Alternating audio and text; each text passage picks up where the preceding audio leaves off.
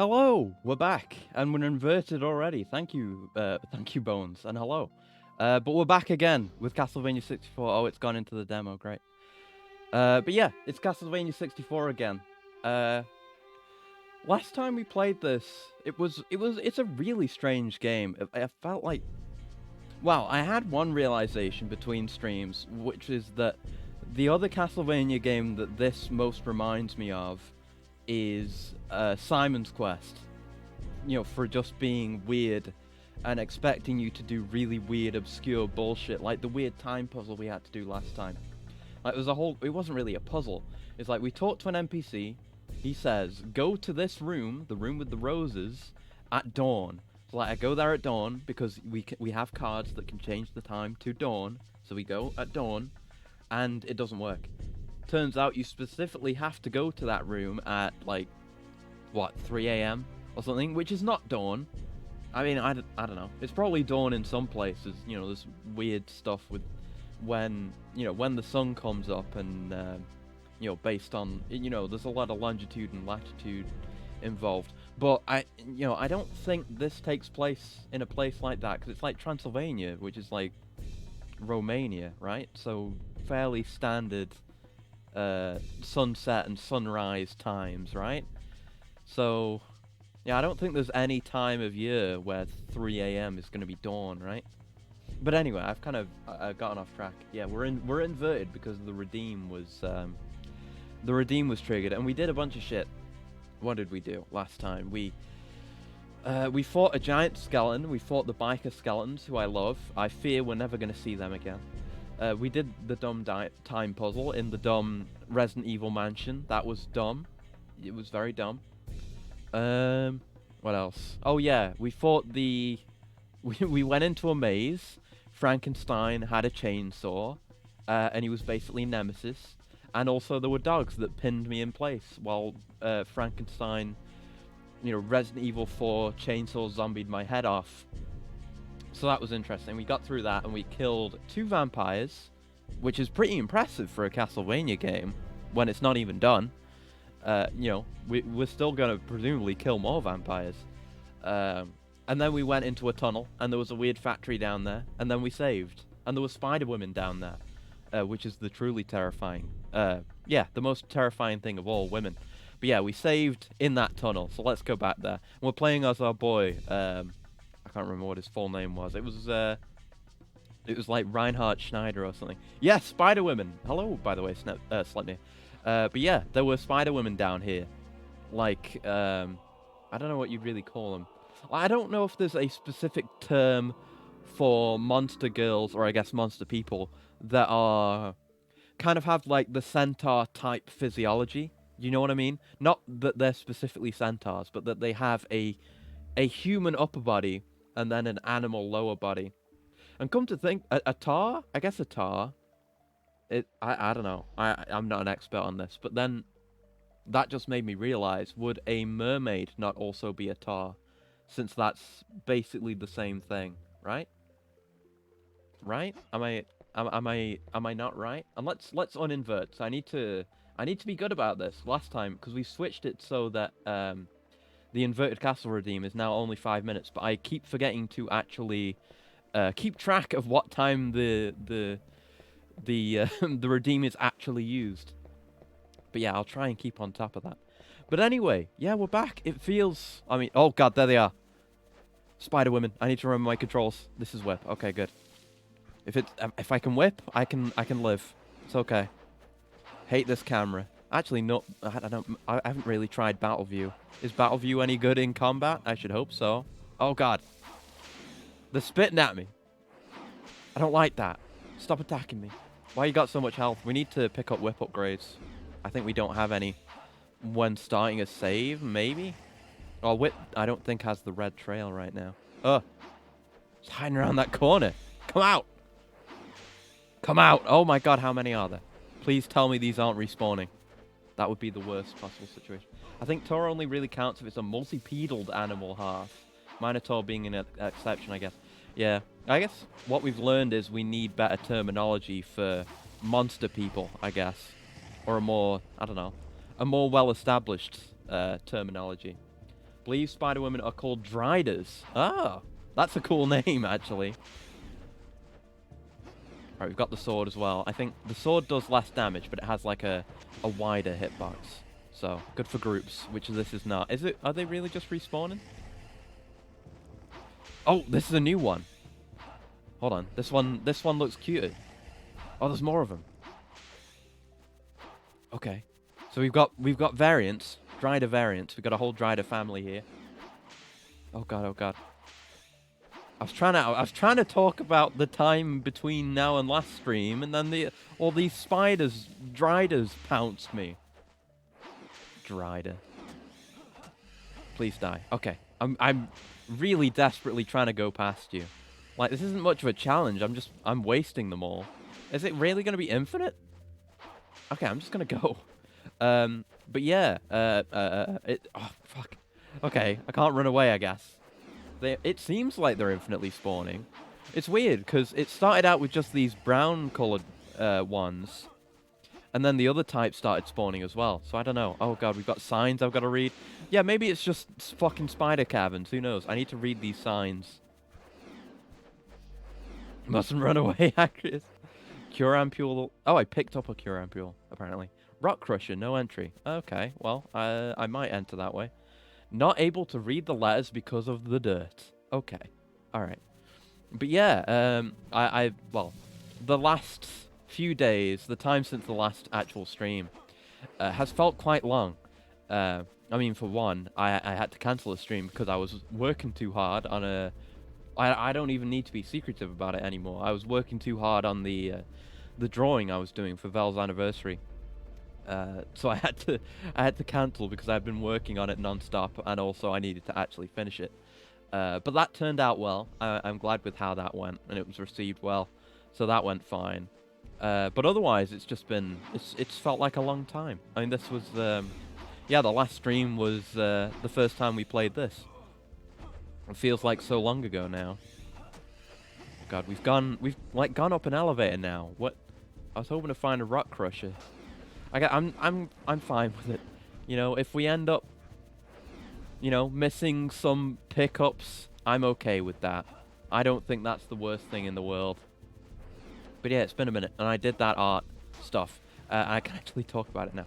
I think that went pretty well. It was very challenging. It was. I actually well, I mean, if you haven't already seen it, you can find it on my Twitter or on the Discord, wherever you would, you know, choose to see it. But it was something I drew. It's basically recreating the self-titled album cover. Well, the cover for the self-titled Gorillaz album with me and Vel and TK and Caleb. Because that was an idea I had a while ago, and I literally only remembered about it. Like, it was going to be a challenging thing because I've never really drawn. You know, I've drawn robots before, and you know, I don't have much problem with that, I guess. But I've never drawn an actual person before with a face and like stuff like that. So I was worried about it. Okay, another sign I can't read. But yeah, I was worried about it, and I actually started working on that before I started working on the thing I did for Era recently, the wall buster thing that I did. So I started working on that, and I was kind of, I think I talked about it on stream. I was feeling unsure about my progress with that, with the Gorillaz thing. I was like, I didn't know if I could do it because I hadn't started drawing the actual characters yet. But once I got the Era thing done, it kind of, you know, it got me back in the mindset for drawing again. And I was able to just push my way through it, even though it required most of my free time to complete. But it turned out fine. And hello, Harvester. Hey, people. Harvester here. Okay, we're here again. I think this is where we were. Yeah, we went... Did we? Yeah, we came out of here and went left, right? Yes, I'm vaguely understanding the layout of this place with the infinite spiders in it. Oh, God. But yeah, that was nice. And I've still got yet more projects to do. You know, like I said, I am gonna do the rest of the emotes eventually. I am gonna do it, but I do now also have another project to do that I want to do before I start working on that. Because I guess I want to prioritize projects for other people over projects for myself. I guess, but yeah, that'll be another thing to do. But it shouldn't be too hard. And like I said in the schedule, I'm trying to not overwork this time. We got a firmly shut iron door with a relief of the moon. There is an engraving. Moonlight releases the seal. Oh yeah? Are we doing some Zelda puzzles then? How do we get moonlight here? What are we doing? What is the deal with this, by the way? This is just to get us across, it seems like. Okay, I'm not risking that again. That's going to be the instant death water from last stream again. I'm not doing that. Right, what about here? Ah, right, we can jump down here. I didn't see this. Ooh. But yeah, aside from all that, which I couldn't really talk about up till now, I've also been playing. All right, you having fun with Castlevania? Mildly. You know, it's. I mean, there is a lot of instant death water, but it's not the worst. It's not the worst Castlevania I've played, not by a long shot. Once you get used to the weird N64 control scheme, it's honestly not bad at all. Like, the controls don't feel bad. So yeah, I'm moderately enjoying it. There's a lot of weird stuff, but it's weird in a mostly unique way. Or I guess a way that's different from most of the Castlevanias. I was saying not long ago that it kind of reminds me of Simon's Quest, with how it kind of just expects you to make extreme leaps in logic to solve some things. But that was just in one area. Overall, it's not been too bad. And I've heard the next game, that was something I wanted to talk about. The game after this, Castlevania Legacy of Darkness, I think it's called. I can barely remember because I get it mixed up with Curse of Darkness, which is a different game. But I've heard, well, I know now. I didn't actually know this last stream. I'd done my research since then. That no, not Curse of Darkness, Legacy of Darkness is basically this game's special edition. Kind of, the way Devil May Cry games get special editions. Although it obviously doesn't say that on the box. Basically, the deal is, this game has 2 playable characters with their own... I think they have unique cutscenes and like dialogue as well. But, we have our campaign that we're playing now with our boy Reinhard Schneider. And there's the girl, I think her name's Carrie, who we have not played and probably won't. Oh god, it's so slippery! Fuck! Oh my god. Like, I don't know, I don't think normal movement works like that, right? Where you have the icy slipperiness. Oh no, it does. No, it does. I just haven't noticed it because it's never killed me before. But yeah, Legacy of Darkness has 2 more characters, for one. Cornell and Henry, I think his name is. Cornell being the cool werewolf guy who's in Castlevania Judgment, and Henry being a cool knight with a gun. And it also has these 2 campaigns as well, Reinhardt and Carrie's, I think. It definitely has Reinhardt's, but there are differences. Like there seem to be to have been like gameplay overhauls. So even though it's still the same campaign with Reinhardt, it still plays differently a little bit. And also his design's been changed. He has like cool knight armor now, so there's that. And yeah, I think there might be some level changes, and there's like, I think, repeated levels between like the new characters as well. But I think our main man whose story we're actually gonna play is Cornell's story. He is a werewolf, which is interesting for one. A game generally mostly about vampires. We have we have a werewolf protagonist, and I think he might also have mechanics revolving around it, because I know he has like a model in game of him in werewolf form, and it's on the box art, and the box art for that game is actually pretty cool. It's not the usual Ayami Kojima, or what is that a name? The usual art, like the Symphony and Igavania character art that you tend to expect. But it's still good art. Very good art. Yeah, sunlight. Okay. Is this going to be another time puzzle? I feel like it might be a time puzzle now that we've got a sun and a moon thing. I'm gonna look around, and if there isn't another solution, I'm gonna assume that's what it is. Oh, finally a weapon upgrade. Not that we need it, given that we're literally running past all the enemies. Because they're infinitely respawning. You know, what's the point? Well, what's the point of placing enemies? But also, what's the point of fighting enemies when they're infinitely respawning? It's not fun. I don't like that in games. At least this is new. This is something new. Hey, Chronicle, are you winning? Kind of. I've died a couple of times already to instant death water, but otherwise it's going fine. Yeah, it's the same damn text box for every corpse. Is it someone from the village? Can I do it with this one too? I guess not. Oh. Okay. I thought there would be a floor there, but it turns out there isn't. So we're gonna have to walk all the way back again. We've made absolutely no progress this stream. Let's go. We're only 20 minutes in, though. Oh, goddamn. But yeah, I have no idea what they want me to do here. We have that thing, which we just saw, which I honestly suspect might just be an elevator. I'm not sure. This is... Wait, is this the way? I should save my game now. I mean, I can. I'll go back and save. I don't know why you spent your points on that, though, because I haven't made any progress. But I'll go back and save, if that's what you want. If that's what my chat demands of me, I'll do it. There we go. I will save my game now. Okay. So, actually, yeah, that way I was just going. I haven't actually been down there.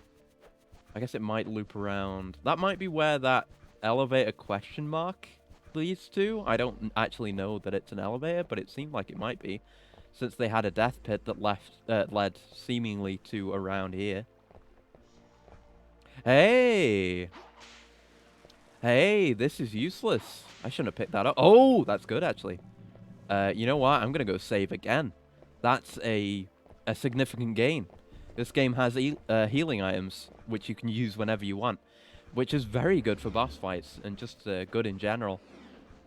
But yeah, like I was saying, this game does remind me of Simon's Quest a bit, but it's also not hard, really. They do the occasional, like, Konami bullshit, whether it's, you know, hard puzzles or those dogs that grabbed your legs so you couldn't move while Chainsaw Frankenstein one-bombed you.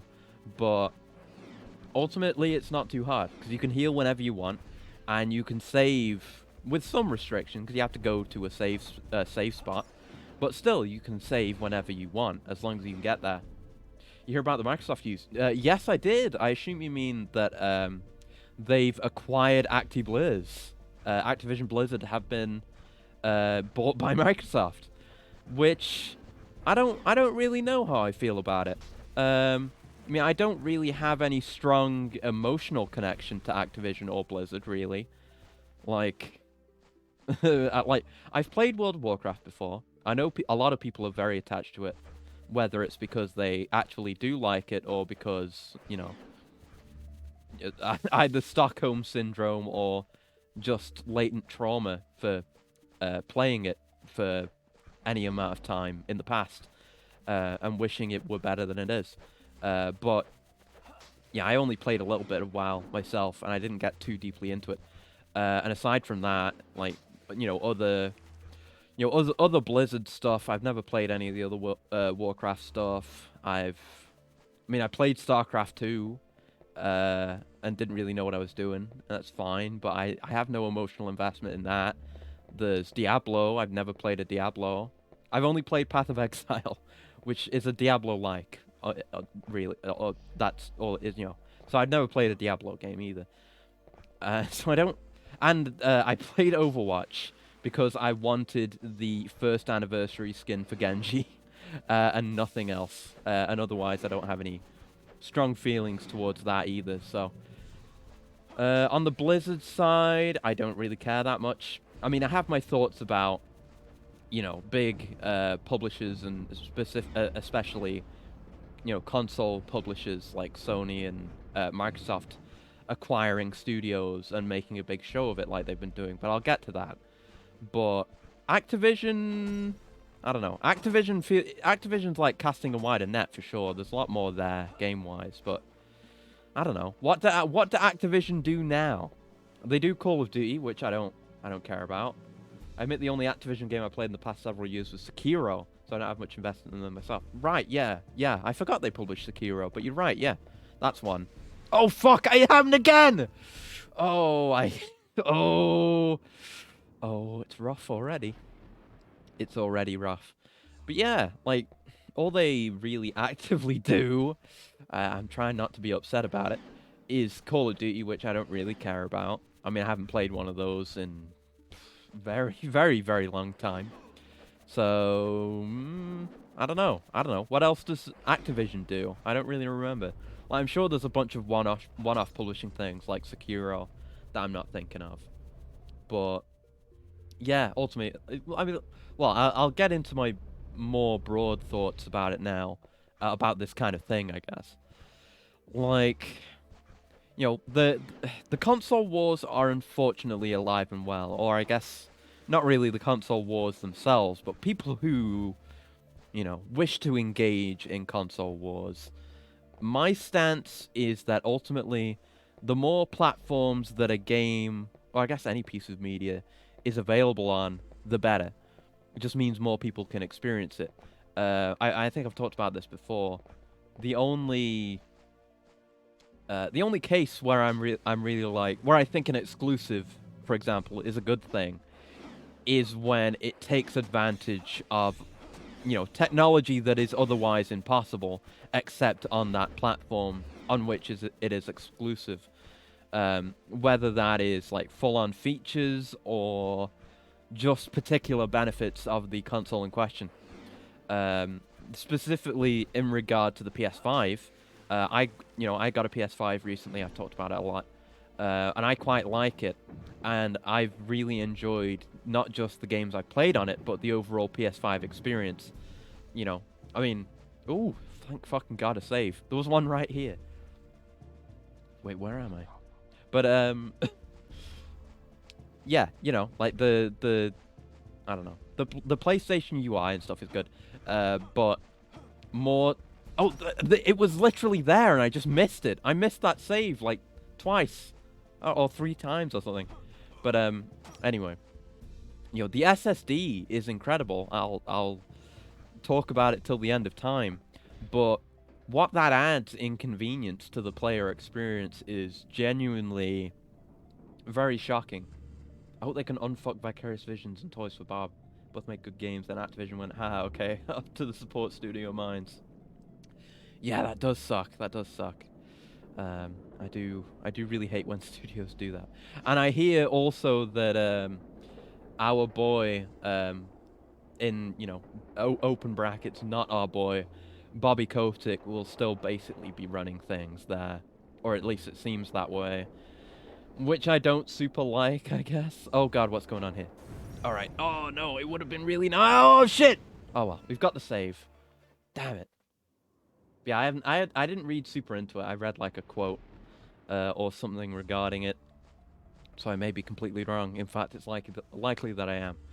But I don't really remember what my point was. But yeah, outside of there being a very specific like feature or player experience reason for there to be an exclusive, there's no reason to, you know, want an exclusive. There's no reason to celebrate, like, oh, you know, this publisher or developer will now only make games for this console. Like, what?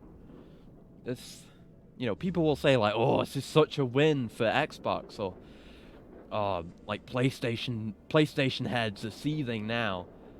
Officially has said he's still sticking around, but according to insider sources, he's going to get resigned once the merger completes in 2023. That's good, I guess. I suppose that's the one positive of this. It gets rid of Bobby Kotick.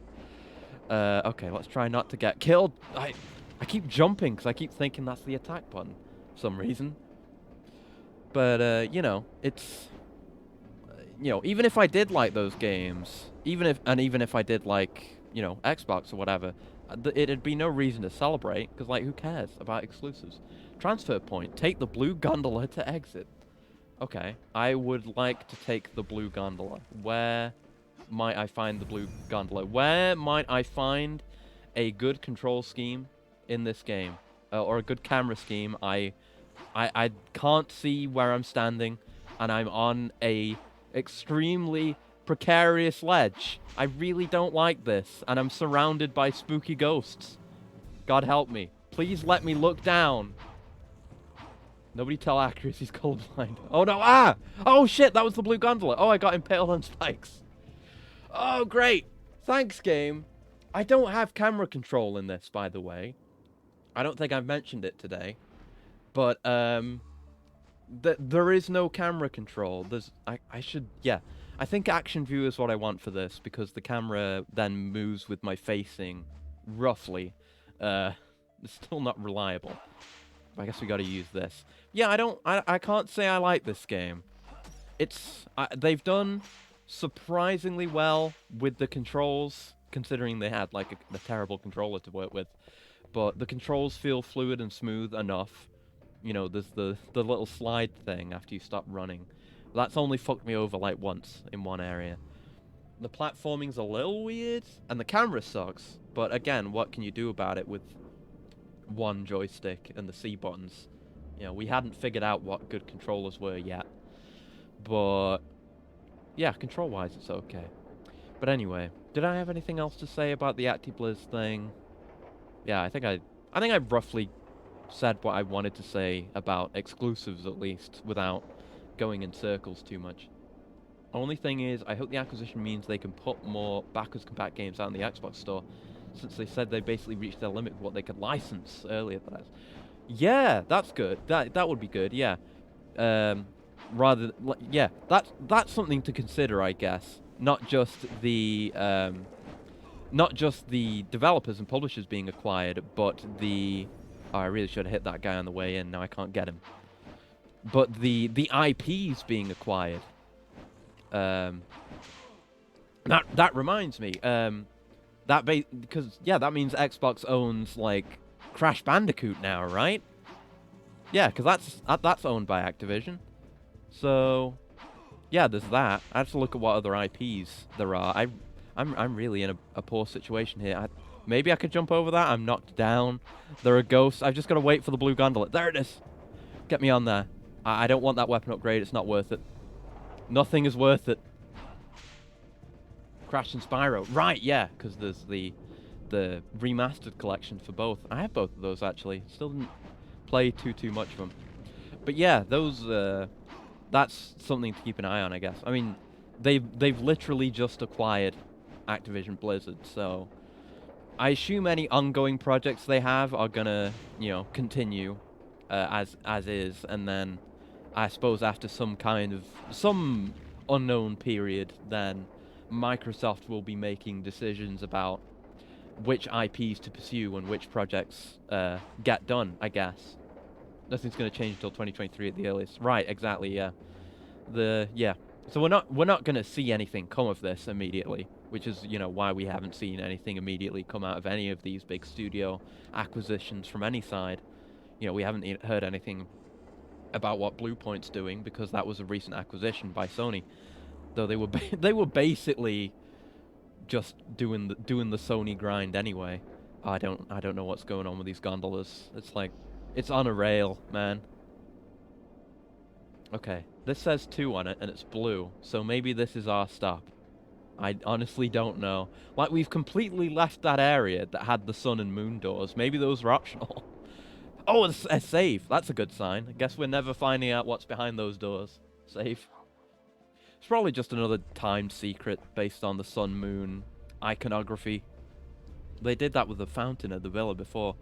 There was a platform that would raise up at a certain time, and you could get loot by going up there. But is it worth it? No.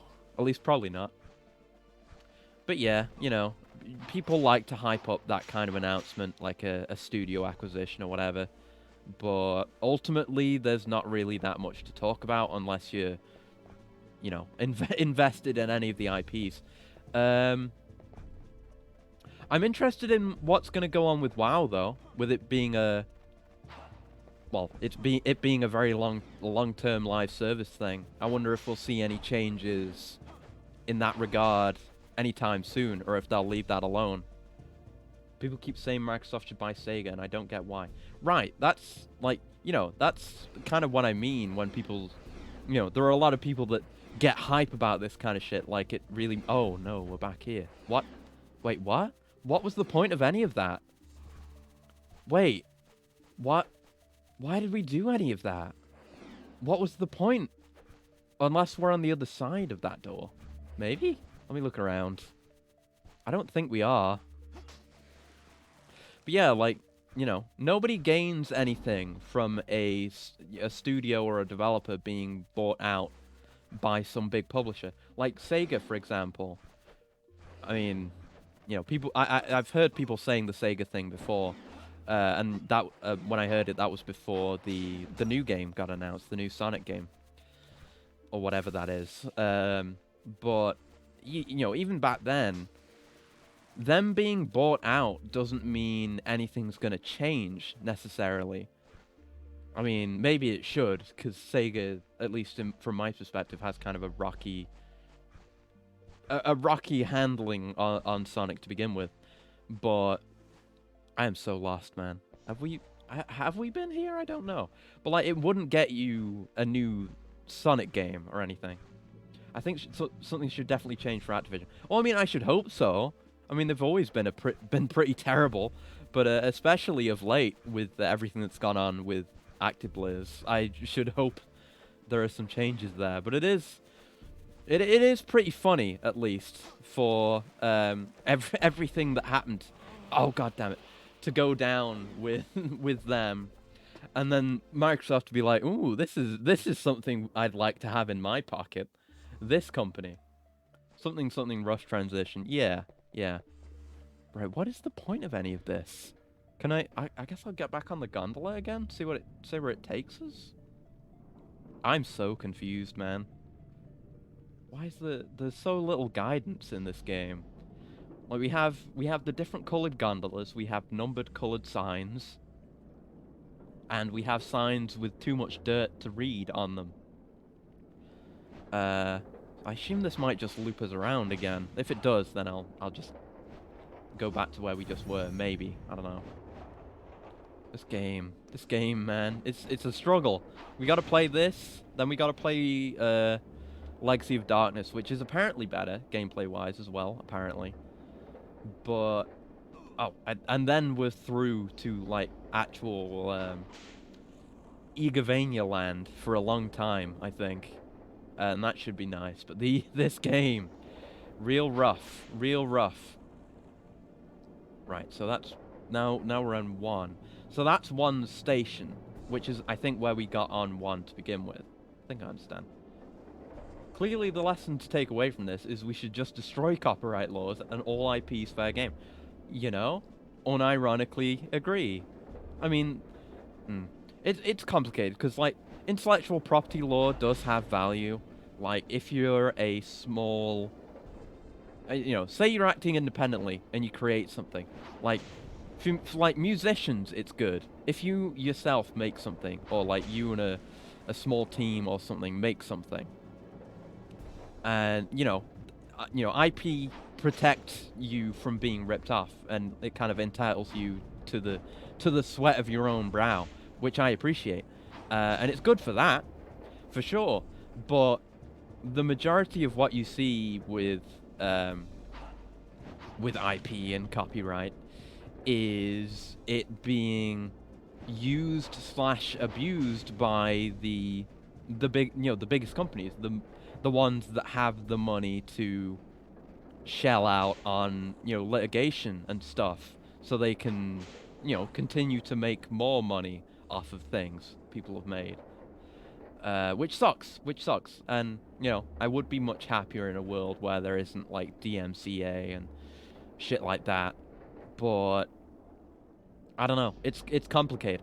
I guess I wouldn't want to completely destroy intellectual property law, but I would want to destroy corporations, I guess. I want to destroy DMCA. Real issues, game design patents, those can get stuff. Yeah, absolutely. Those suck. The most recent example I can think of that is that not Xbox exclusive that nobody played, the Medium, where they patented basically having you control two scenes at once when they're like mirrored scenes, and it was completely pointless because it's such an incredibly niche thing, and I've seen a playthrough of the Medium as well. It's just not good. Sony patented some Death Stranding mechanic stuff recently. I hadn't heard of that. Heard about that. That sucks. But yeah, we shouldn't have been here, right? Unless, yeah, I don't think we've been here because we've never had access to that elevator before. So yeah, let's explore this some more. I think I was lost and confused last time I was here. If I die, that's okay, because I'll have more health, and then I can remember to heal, and then save again. But, yeah, oh, well, there you go. But yeah, the Medium wasn't very good, and it never used that mechanic that they patented to do anything interesting.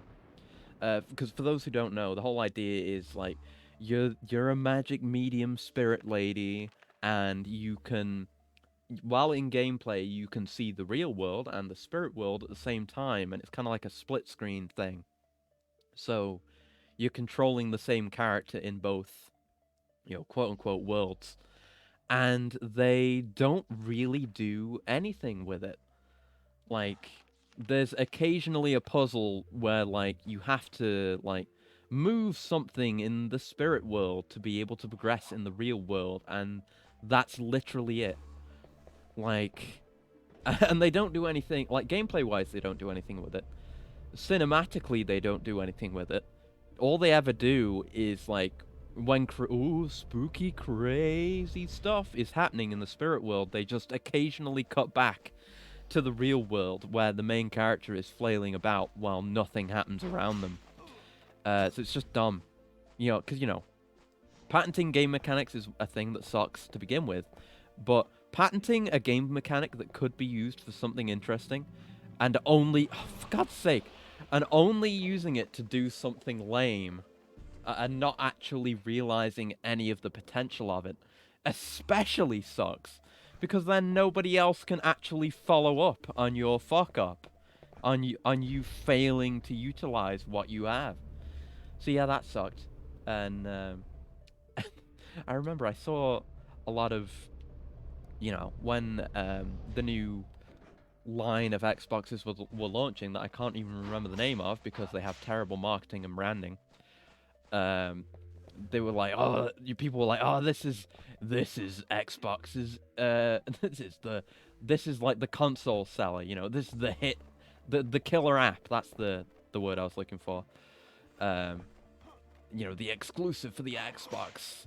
And one, it wasn't, because it's on Steam. And two, it's also just shit. It never looked good either. Right, let's try following this sign, maybe. Oh, we got an inverted castle and a save and and 3 robodies from Vel. Hello, Vel, by the way. One sec, let me do this the smart way. Let's bring in the inverted buddies and switch over to the inversion. I need to keep track. It's got to be 5 minutes, so we're gonna switch back at 10 to. I'm gonna be responsible until I either put the time in or figure out how to do like automation to do the inverted castle. But yeah, let me bring the boys in. Where are the boys? There's the boys. All right, there they are. And I've been forced to go save my game, so I have to go back. I have to go back to the save. Thank you, Val. Is this the way? Yeah, it is. Okay, we'll go this way. But thank you for stopping by, Val. What was I saying?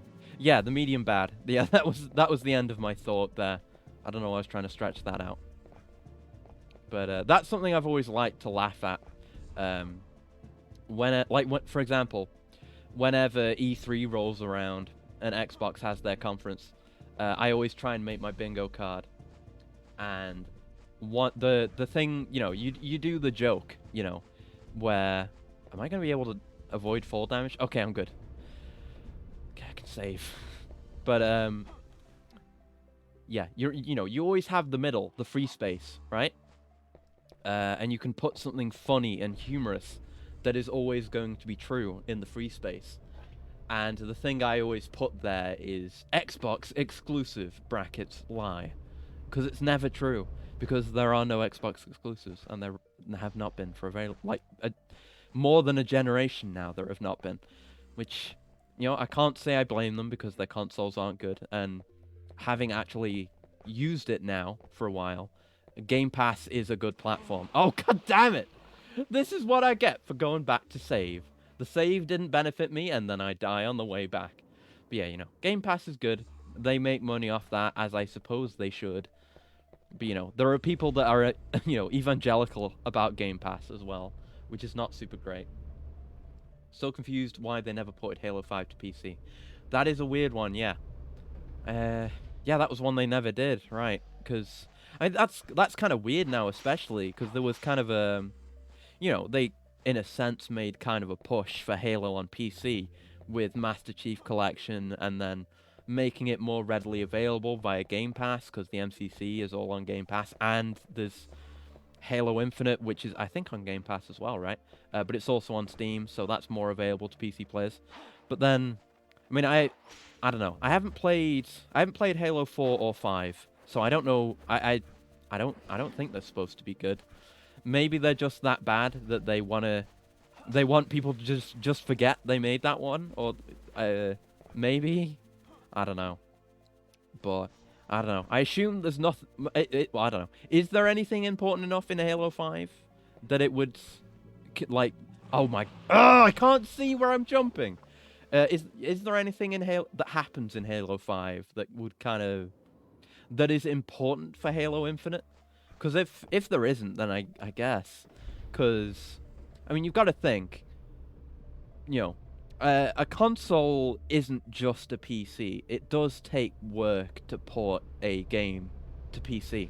You know, it can be easier or harder on a case-by-case basis, but time and money has to be invested in a port, whether they put a lot of work into it or not. And I assume they would want to put a decent amount of work into it for it to be up to scratch with MCC, and maybe they'd add it to MCC, I don't know.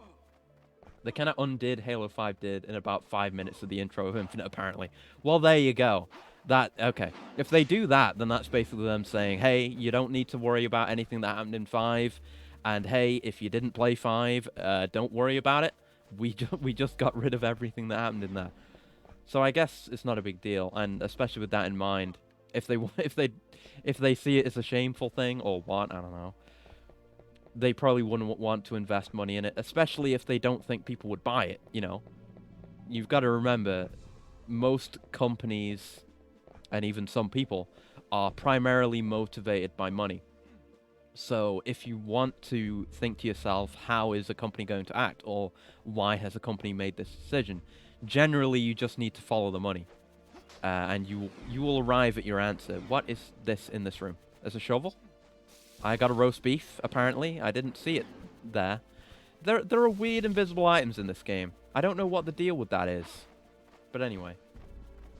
Oh yeah, that super ship, the super Spartans, all dead. Yeah, Big Brute killed him. No, we won't show it. I have to go now. My planet needs me. Note, the super Spartans died on the way back to their home planet. There were invisible items in Castlevania? Are there? I mean, I know there's hidden items, which I guess makes sense. I mean, I did find that item. I guess they don't have anything equivalent to hidden blocks, you know, like breaking open a block and getting some meat. So I guess this is equivalent. Save! Yeah, it's like the secret floor turkeys, I think. They have been marked. It's always been, whenever I've tried to read like a grave or try to interact with that shovel, for example. I'm like, oh, you found an item for interacting with this thing. Which, honestly, I like. You know, rewarding me for a bit of curiosity. I appreciate that, especially when it's healing items. I really appreciate that.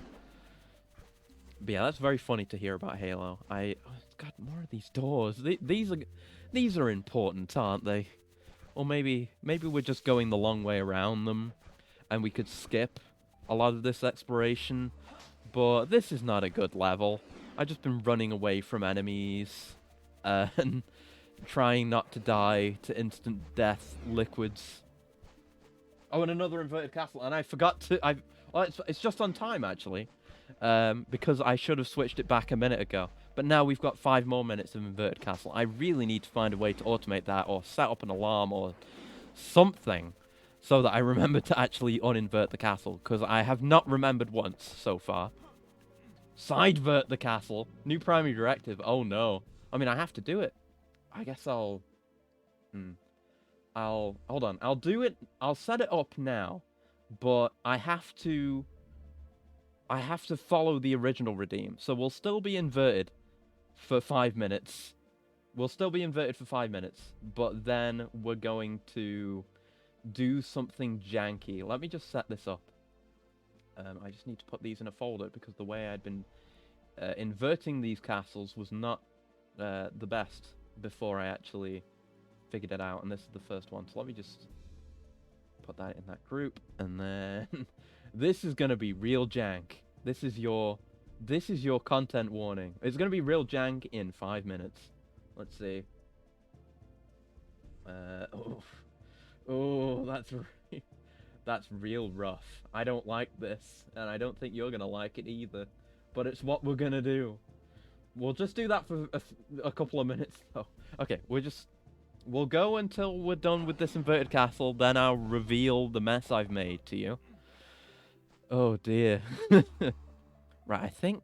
Have we been here? I don't know.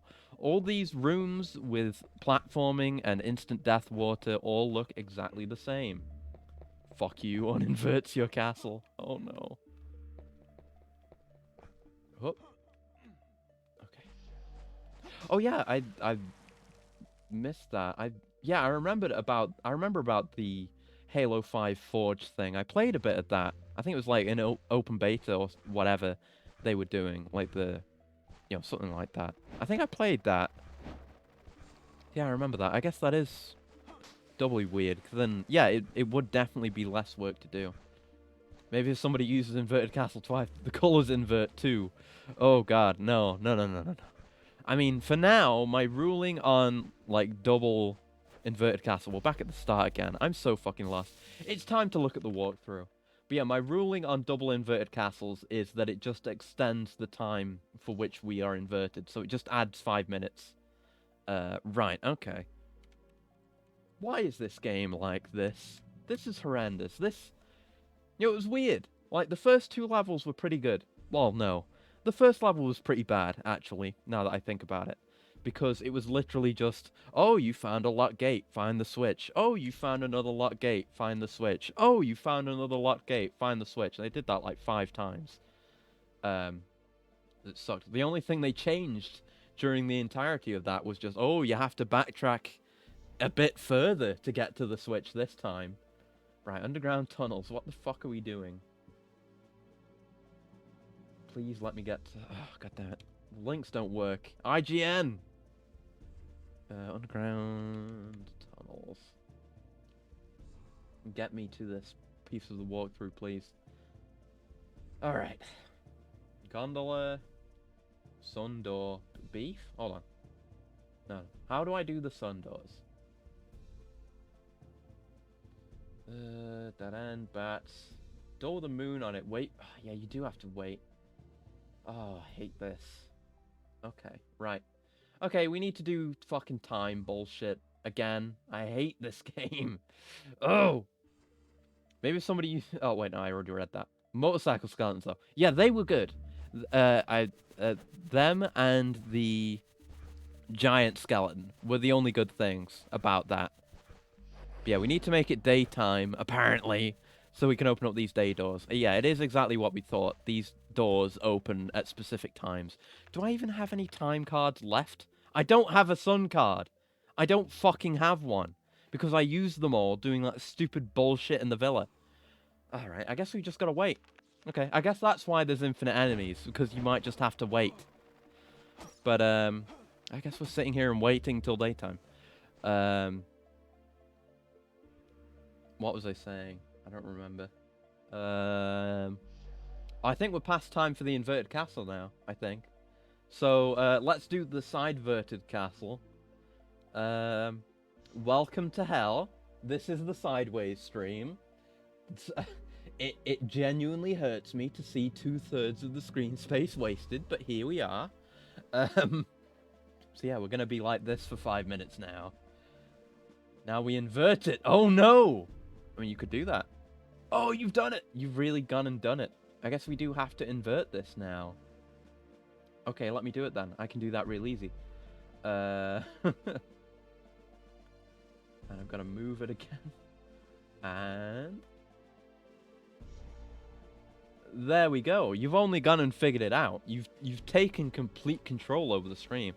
I've only put a little bit of thought in how to automate this. I have no idea how that might be done. I need to like look into it and do any research at all. But I wonder if it would be possible to kind of get like semi-dynamic stuff like that, where you could like turn it sideways and then invert it, like get redeems to actually get the correct outcome out of that. God, these side jumps are weird. I have to look into it. I have absolutely no idea. But I don't remember what we were talking about now. It's completely left me now. Now that we've become so cursed. Yeah, it does hurt me to have so much wasted space on screen, but you know, chat demanded it, so here we are. You can see behind the scenes a little bit, behind the curtain, and how the Roomba and the Wiggly go off the screen a little bit. You wouldn't usually be able to see that, but we're out of bounds now. God, it's still not daytime. What time is it? It's 4:40. Okay, it should be daytime soon. I think it switches over at 6. So, I mean, we've never seen any of these doors open, but I assume that might just be because we've never seen them at the right time, or maybe you have to interact with them at the right time. I don't know. How's it only been 1 hour? God, this game makes me hurt. I was planning on finishing this today, and I hope to, because I'm not doing Reinhardt again when we get to Legacy. I want to do Cornell, because he's the only character that ever comes up again, because he's in Judgment. And apparently the stuff that happens with him in Judgment happens before Legacy? And Legacy is like 8 years before this, apparently. Like his story in Legacy, anyway. But who knows what the deal is with that. And the timeline's all out of whack to begin with. Oh, it's daytime. But the timeline's all out of whack to begin with because we've got, you know, the biker skeletons in the 1800s. Right, these open now. These open at the correct time. Oh, am I free? Is that it? Oh my god, I did it. Let's go. Totally on purpose. Oh god, it's you again. Alright. Yeah, this is the lady we had to get... Actually, it's happened again. This is the lady we had to wait until a very specific time to trigger a cutscene.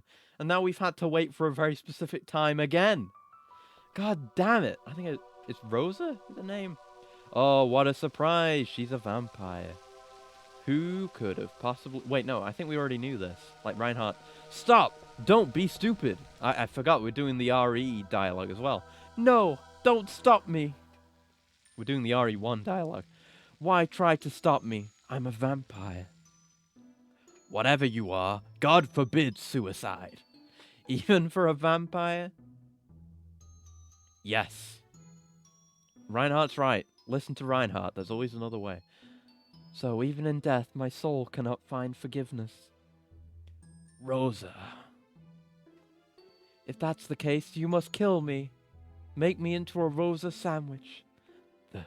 That's... Why won't you slay me? Aren't you a vampire killer? Yeah, but you're a lady. Is it because of this woman's shape? You can't kill what looks like a girl or a child? And she's got a point. ...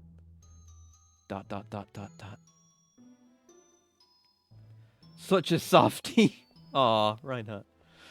How will you ever stand up to Count Dracula? I mean, he looks like an old man. Throwing away your life for nothing. Best run along home now. I can hit an old man, no problem. Are we still not fighting you? Okay, she just vanished off screen. Okay. I think, yeah, we're past the point for inversion. Let's go back. Get me out of here. Ah. We're at peace again. you know, the entire stream takes up all of the required space again. Thank God. Castle Center. Right. That's a level transition. We've fucking done it. We've managed to beat a level. Thank God. Save. It took the row-buddies with it. Oh, it did! Oh, where have they gone? Oh, shit. Oh, yeah, because we've been inverted for ages, and I didn't have the buddies on the regular one. Hold on, I'll bring them in. They're still stuck in the inverted dimension. I'll save them. I'll bring them back.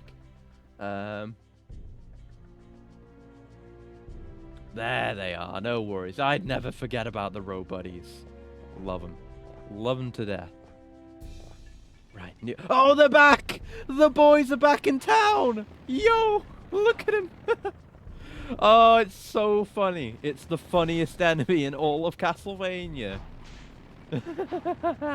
I honestly didn't know if they would come back or not. I was hoping they would. So I made that thumbnail that has a skeleton biker. Look at it crash. Oh, it explodes. Oh, I love them. Joyous day. We've escaped the side-verted infinite spider dimension, and now we get rewarded with skeleton bikers. Blessed day. And we can actually hit wall candles now. Motorcycle skeletons, let's go! Let's go! My skeleton biker crashed, let's go! Okay. Now, the last couple of levels, like the villa, then the maze, then the other maze in the sewers, or the tunnels, have been horrendous and difficult to even figure out.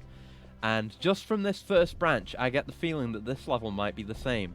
I was really hoping it wouldn't be a repeating pattern. Oh, a door marked torture chamber. It is locked. Oh, well, I guess that's for the best. I didn't have any torturing to do anyway. I'm not too beaten up about that. Still can't get these candles, though.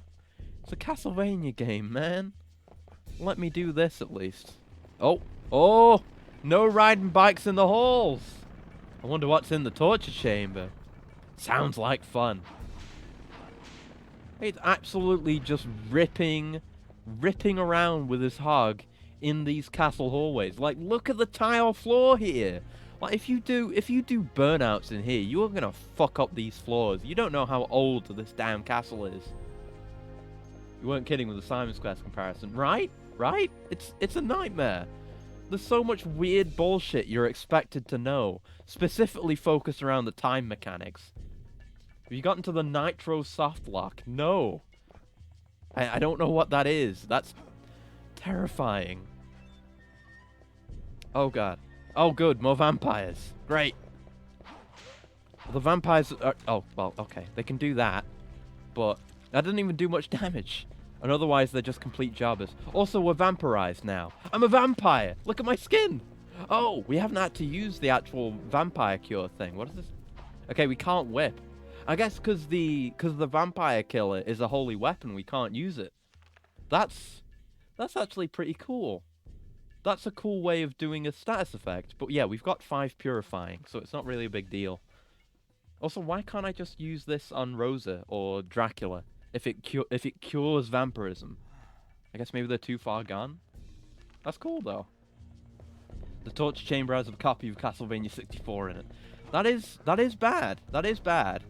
But it could be much worse.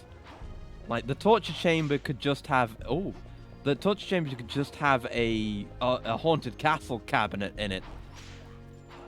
And you can't leave until you once you see it. That would be worse than this, for sure. I mean, this is bad. Oh god, they're doing weird ghost girl shit. He's firing projectiles. He's got ghost projectiles. He's biting me. I'm at risk of vampirism. I guess it's random if you get vampirized or not. Also, vampirized is a new word I'm adding to my lexicon. And no, the holy water I think is better than the item. Oh, so there's a point where you have to get 2 items, but you can't carry both at once. But worse still, you have to get them in a specific order. And if you pick up the wrong one first, you can't put it down. One of the items is Nitro, hence Nitro Softlock. Honestly, that barely even surprises me at this point. With all the shit they expect you to do in order to progress. That is completely in Konami's wheelhouse. I'm a battered husband of Konami. I'm so used to their shit It doesn't surprise me at all. Is this openable? It is. Oh, okay, it closes behind us. That's only slightly frightening. New area, though. New area. Right, so now we know. If we pick up Nitro without having picked up something else, go fucking load a save, or die, or whatever. I think this thing for the other characters, you won't run into it. Okay, good. I'm not planning to do carry. Because I'm doing this, and later this week I'm doing Legacy of Darkness, and I'm doing a Cornell run for that. Because I didn't actually know that that was Castlevania 64 Special Edition, basically. Hazardous materials disposal. Okay. Accuracy at site to find a way to soft lock the game so he doesn't have to finish it. Honestly, no. Like, if I soft lock the oh shit. If I soft lock the game, I'd be like, shit, I need to go redo that. 'Cause we need to finish the games. Like, we haven't not finished any of these games yet. Oh no. That's scary. You know, I would still have to finish the game. Hopefully the last save wouldn't be too far back. It's just a bin full of Castlevania 64 copies. Yeah, I would be willing to classify this as hazardous. It's hazardous to your mind, to your mental state, making you do all these time puzzles. Oh, it's a blood man. Okay. Hello. He's being very polite. He's not attacking or anything. Okay, I guess he is an enemy. We were just standing there making eye contact for a while. Like, are you an enemy? Or it literally took 2 hits. Why did they... Like, they don't really do cutscenes to introduce enemies in this game. Why did they need that cutscene to introduce this jobber of an enemy? I don't get it. Maybe they wanted to do that? They thought it was cool? I guess. I guess I respect that. That's fine. What is this? Nothing is happening. The magic is not working. What... Reinhardt, what did you mean by this? This is a machine. What do you mean? What do you mean the magic isn't working? Maybe it is a time travel thing. I've seen it suggested that, like, the reason why there's a bunch of out-of-place stuff, like motorbikes and like, factories and shit in, like, the mid-1800s is because of time travel stuff? So maybe Reinhardt would think that the weird machines in Dracula's castle are magic? Maybe? Or maybe we just need magic to activate this machine. That's the more likely explanation, but God knows at this point. Okay, we've got another new area, and we're gonna have to go back there because of what? Another one of these guys. When is one of these gonna come to life? He had a red jewel. You've got to check. You've got to check objects, I guess. Oh no, it's... Now I realize what this is. It's the clock tower stage. Oh no. These almost always make me want to cry. So, not a good sign. Not a good sign at all. What is that down there? What are you? Oh, I've fallen down, so I can go meet you now. What are you? Just remember the other part about the Nitro puzzle. You have to carry it without making any jumps or stepping off even slight ledges, or it explodes.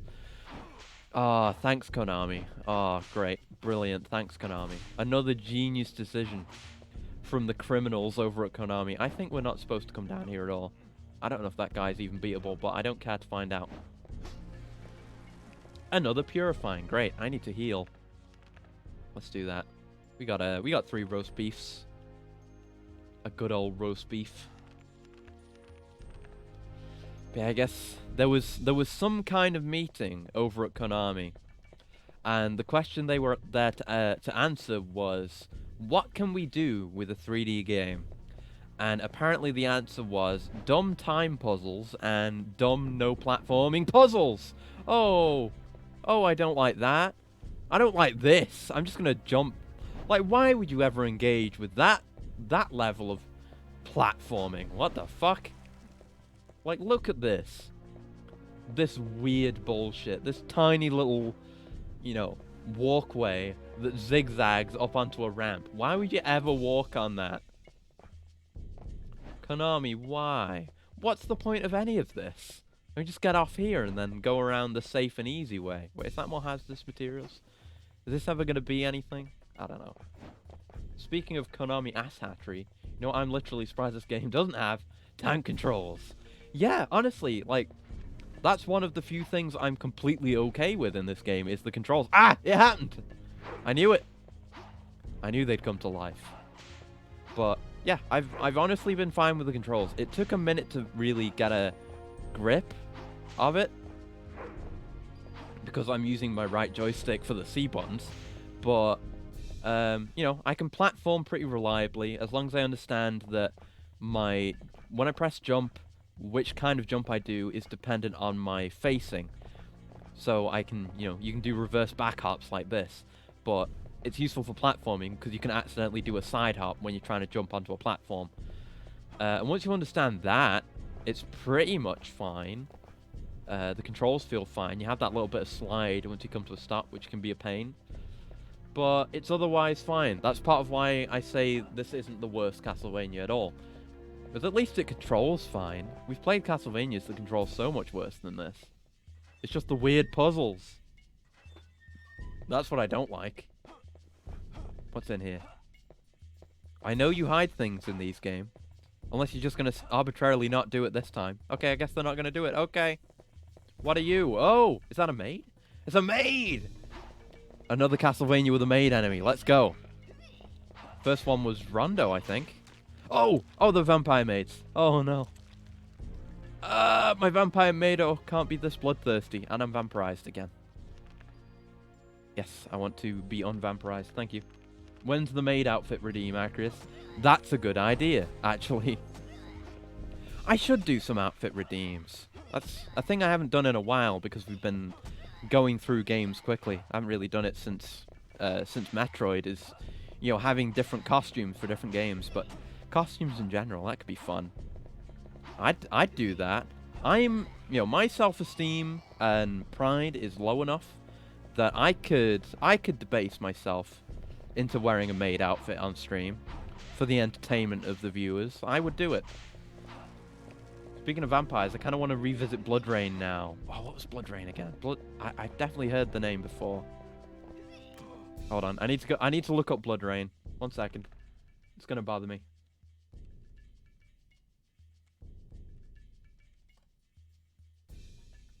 Oh yeah. I've never played this. I never played this, but I've seen the box art around. I don't actually know much about it, but yeah, it definitely seems interesting. Okay, I've gotta kill these maids. Destroy all maids. Get back. I swear to God. Ah! Since this design is Tokuhiro inspired, maybe go something that genre inspired. Magical girl outfit redeem. That gives me 2 really good ideas. Chronicle, you're a genius. Okay. Alright, hear me out. Idea 1, which is the basic idea based on what you just said, is to do a Pretty Cure outfit, which is basically just a magical girl outfit. Because that, it's Toku adjacent, and it airs like immediately before Kamen Rider, or immediately after, I can't remember which, on the same channel. So, yeah, makes sense, totally. And then my second, cooler idea is, what am I trying to think of? I've forgotten the name. It's not the thing I'm thinking of. Hold on. I literally can't remember what the show is called. This is shameful. 1 second. Hold on. It'll come to me. Definitely not doing a Google search. Hold on. I'll get there. No,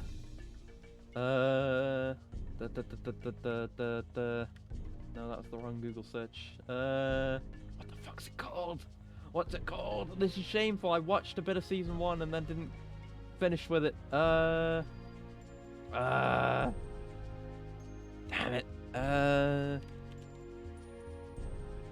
Hold on. I'll get there. I'm gonna get there. God damn it. I'm gonna get there. It's one of those things. It's stuck in my brain. Hold on.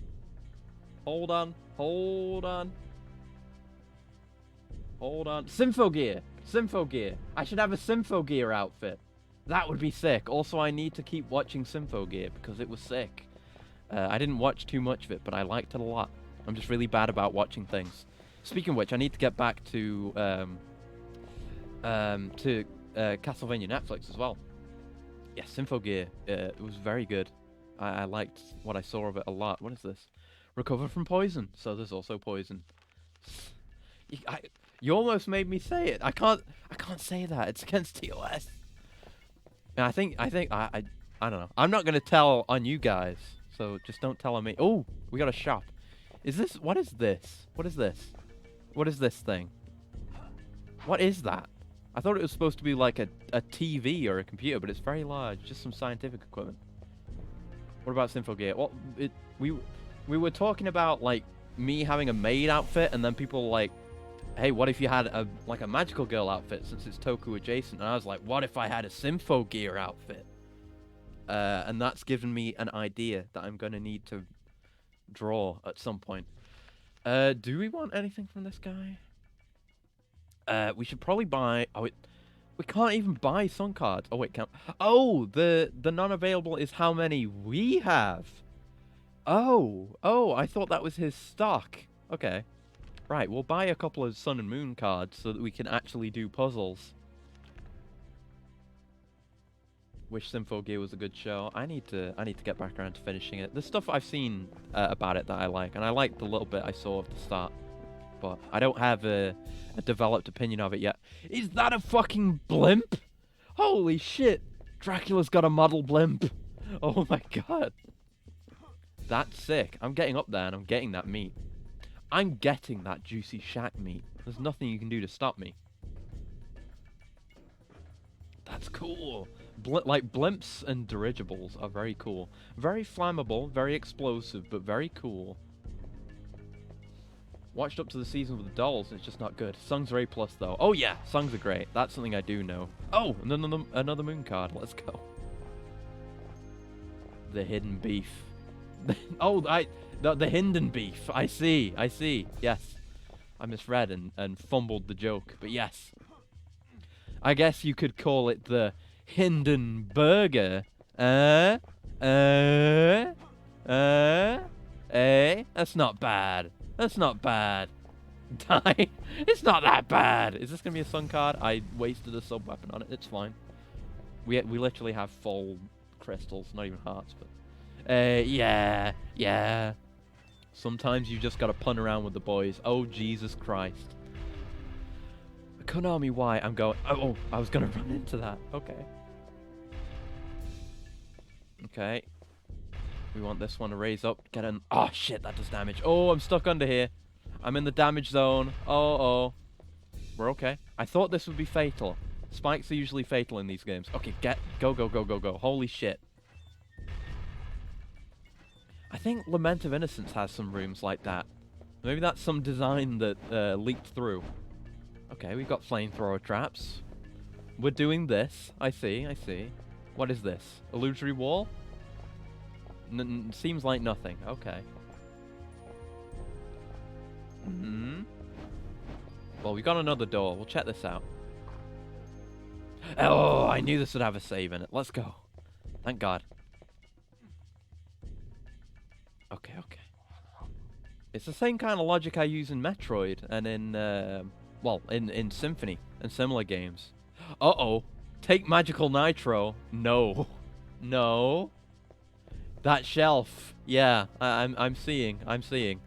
But I don't remember what I was saying. Oh yeah, the strategy I use in Symphony and Metroid to find save rooms.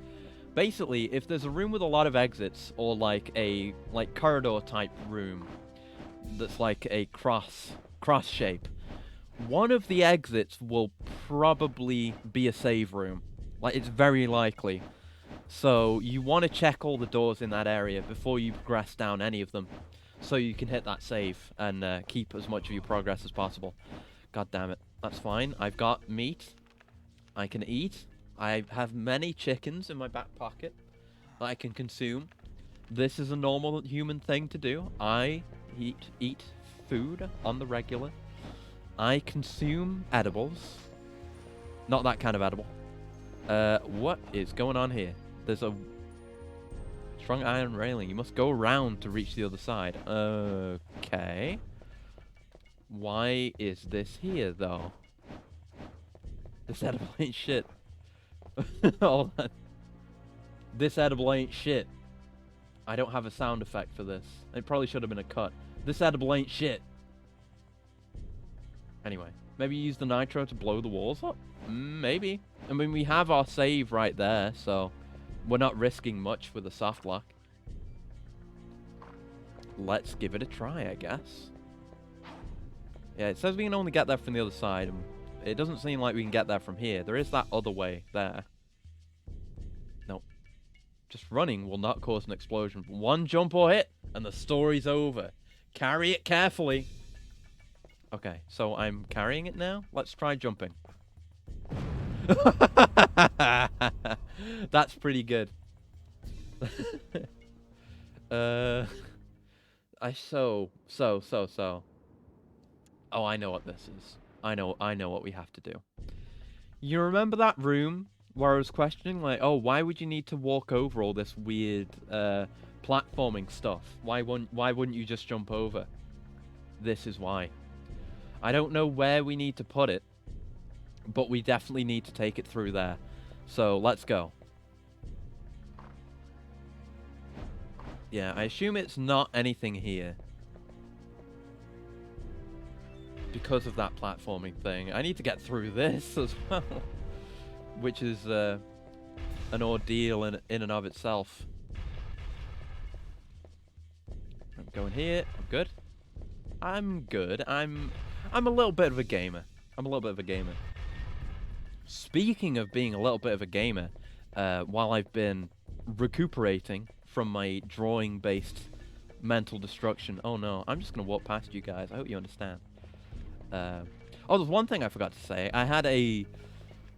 because I was doing nothing but work on that Vel thing, I had a pretty major malfunction on the day of the actual anniversary. So I was in pain most of the day, which sucked, but it was worth it because I made the thing and it was well received. But yeah, that was the other thing I wanted to say. The what I was trying to get at is and hi Xavier, hello. We're just... Oh, yeah, this is what we gotta do. We gotta walk across this without jumping or falling off, or we will explode and die. But yeah, I've been playing a lot more Monster Hunter Rise again. I'm still playing Lance because I'm a Lance chat for life. And I've gotten all the switch skills for Lance now. And Lance has seen some really considerable upgrades with Rise. Oh, fuck! Ah! I was right at the end! Fuck! Damn it! I was doing so well. Imagine if I'd just done that casually. Just talking about Monster Hunter. Damn it. But yeah, Lance is really good. Cause I'm a Lance main since World, basically. World was the first one I really got into. And I started with Charge Blade and ended up switching to Lance, and I love Lance. Lance has interesting switch skills, but the best weapon in Rise is still the Gun Lance. Nothing beats rocket-powered Gun Lance. Yeah, I've seen some of the things you can do with Gun Lance. I've always been mildly interested in Gun Lance since World, but seeing some of the stuff you can do in Rise, once I feel like switching off Lance and doing something else, I'm probably gonna try Gun Lance. Yeah, you can get across the entire map with Gun Lance. Fuck. Right, those are also instant explosion. Good to know. I'm getting Rise this month, and I think I'm gonna be French. Oh no, you're gonna play Insect Glaive. That's not too bad. I've played a reasonable bit of Insect Glaive, and it's a fun weapon. Like, there's always the stereotype of the guy who's always in the air, always doing the aerial hits. But I feel like there are stereotypes like that for every weapon, and it's just a part of the learning process, really, because. I mean, at least the way I learn moves in games, especially in Monster Hunter, is to just incorporate one thing into my moveset as I play. And then I'm like, okay, I'm comfortable using this. Let's incorporate another thing. And yeah, there's other elements to it. But the main, floor is lava and je suis monde.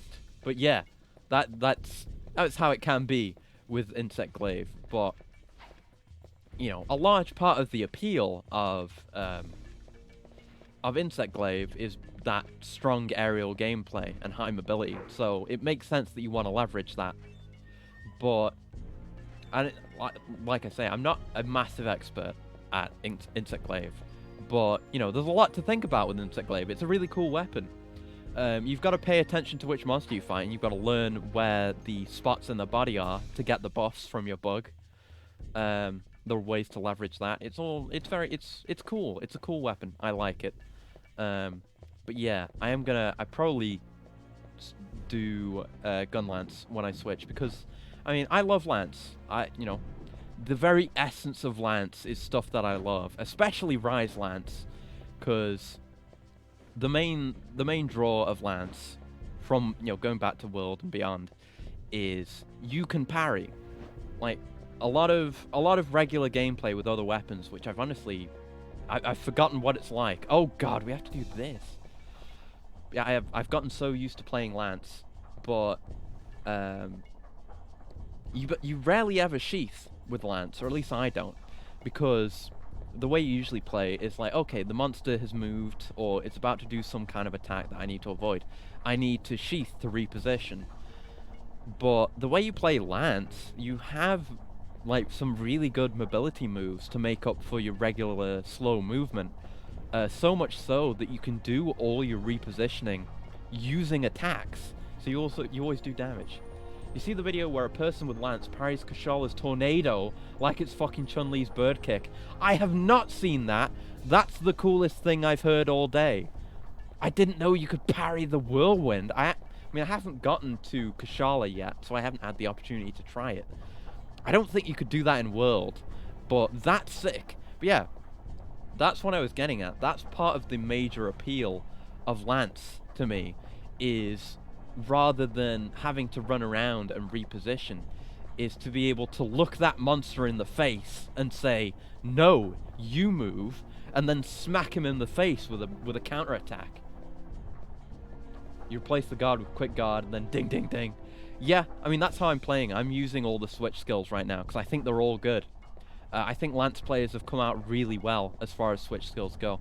Like the one that gets switched out, Anchor Rage, is really good. You have that from the start, because it gets you a damage buff when you land the parry, and it's a pretty generous window too.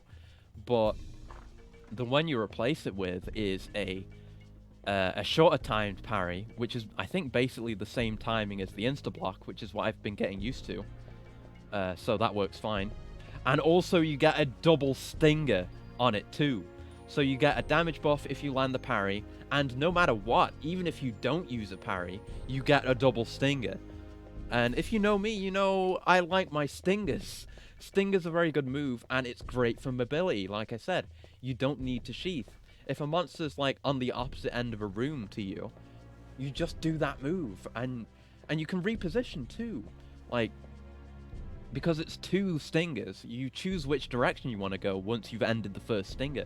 So you can use it to, like, you know, instead of using it to reposition or travel, you can just use it to land 2 hits. And they're pretty high damage too. Do you max the guard skill? What I'm doing, I'm working my way through higher rank right now, so I'm doing the hub quests. The next thing I need to do is the Mizutsune urgent quest, I think for 6-star quests or whatever.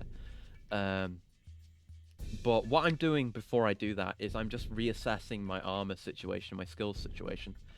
So I think I have guard 5 right now, but the main reason I have it is because I wanted more high rank armor pieces with guard on, because I was relying on my Basarios mail from low rank, and I wanted to be able to switch that out. So I can get to like a baseline guard 3, which is what I want, but I can also do 5. I just do all the hub quests instead of village quests because I want to go fast.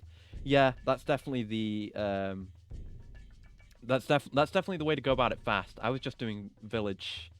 That seemed like, difficulty scaling wise, that seems like the way to go about it, because the hub quests are scaled towards multiplayer, so things are more tanky.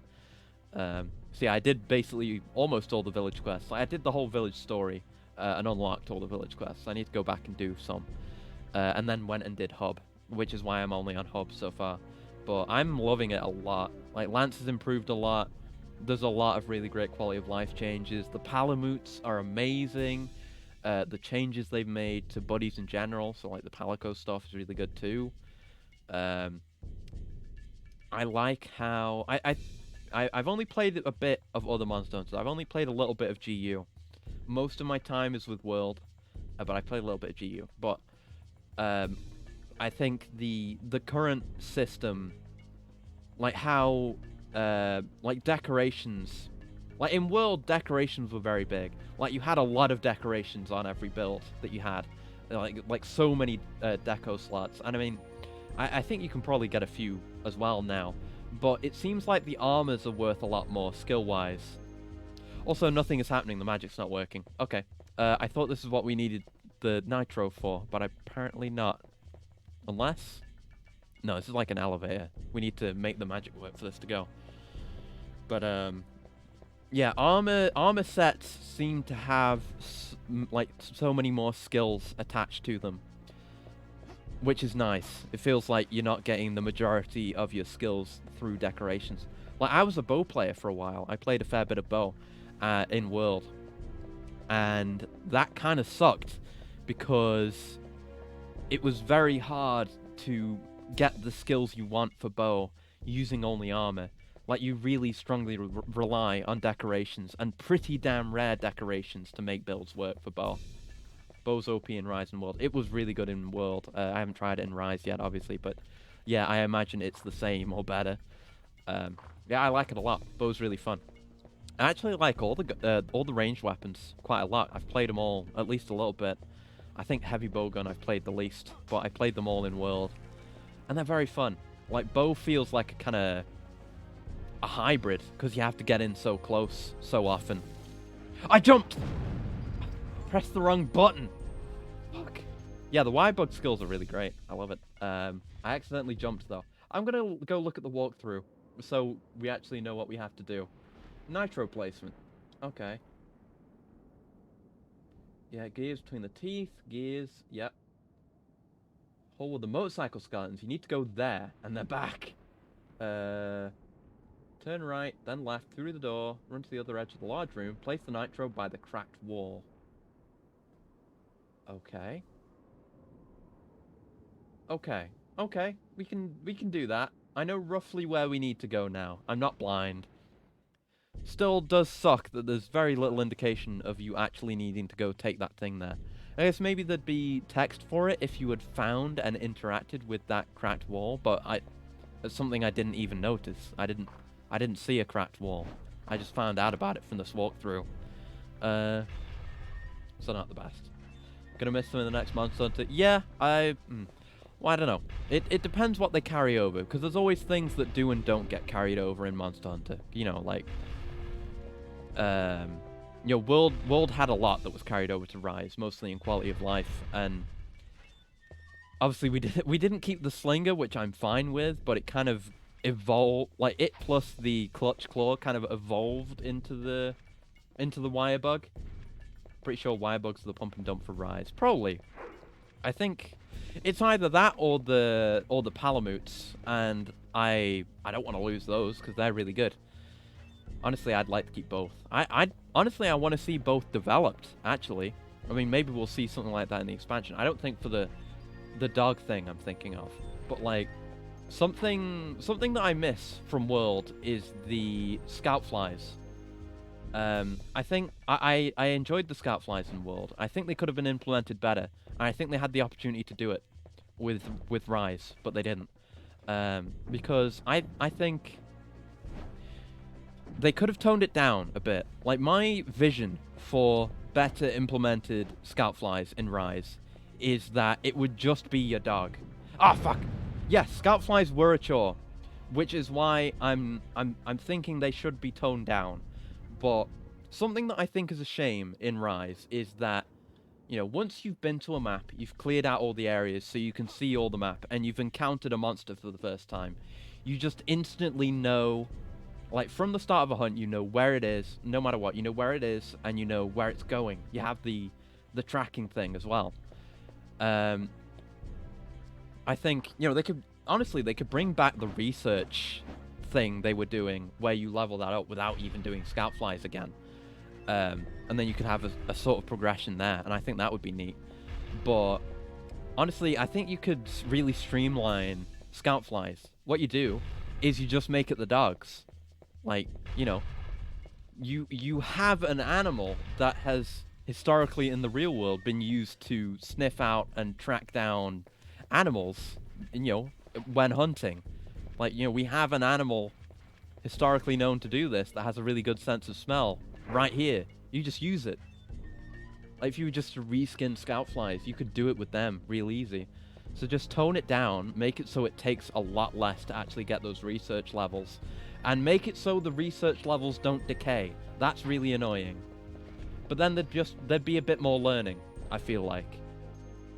Cause in World, there was something in World that I haven't really experienced in Rise, which I think is a bit of a shame, but I guess it makes things a bit more dynamic. But you could really learn monster behaviors outside of combat a lot more, I feel like. Like, you know, say you're going into Ancient Forest and you're gonna go kill a Great Jagras. You know exactly where that fucker is gonna be, because they have established routes and behaviors. Now, maybe it's better that it's more random, but I've never found myself thinking about it like that. Like, definitely tone it down and refine it. Like, make it so you don't have to do as much. Make it so that, you know, scout flies aren't flashing all over the screen all the time. But you can do that, because if you just make it the dog. Know where the Kezu will be all the time. That's true. You know, Kezu's going to be in the cave. There probably is stuff like that. And I haven't, you know, I've played, what, like hundreds of hours of World, and I've only played, like, I think less than 30 of Rise. So maybe that kind of emergent learning and knowledge will come about as I play more, and this might be, what I'm saying might be completely redundant. We'll see. But I think it could be cool. It's a way they could do it if they wanted to, like, bring back the research angle again and have that be a thing. It's not random. It should just be 2 spawn locations. Okay. I'll probably notice that, because you're definitely right about Kezu. I fought Kezu a bunch of times already, and you know, that's definitely right. Yeah, Kezu is definitely generally just in the cave. Stuff like that. I just need to fight more. Like I said, I'm still progressing through Hub, and I haven't even fought all the monsters yet or anything, so please do disregard anything I say if it's completely factually incorrect based on my inexperience. Right, we need to get back to the bike corridor where the floors are being ruined by tires. It's only been an hour and a half. What is with this game? Warps my sense of time. I can't tell if there's a ramp there. Is there? There is. Okay, thank God. Right, we need to go back through here. We need to find the skeleton hallway. I thought this was the room we needed to go in, but it's apparently a different one. So let's go through here and reassess the walkthrough. Alright, this is the skeleton hallway. Hold on. Skeleton hallway. Remember the hall with the motorcycle skeletons? Well, you need to go there. And they're back! Turn right and dodge or kill the biker, then left and through the door. Run to the other side of the incredibly large room. Okay, I can do that. I can do that, IGN. Thank you. Accuracy's sense of time gets warped by the game. He starts looking for sun and moon cards IRL. God, what I wouldn't give to actually have such a thing. I mean, that was the furthest we've gotten. Yeah, it would be nice. God damn it. I absolutely did get boned. I got boned. I got absolutely rattled. Messed up. Alright, we've got to go back again. It's like what we were doing before, exploring those terrible tunnels and the whole gondola system. It's like, hey, we've introduced some new dumb bullshit mechanic that you're gonna hate.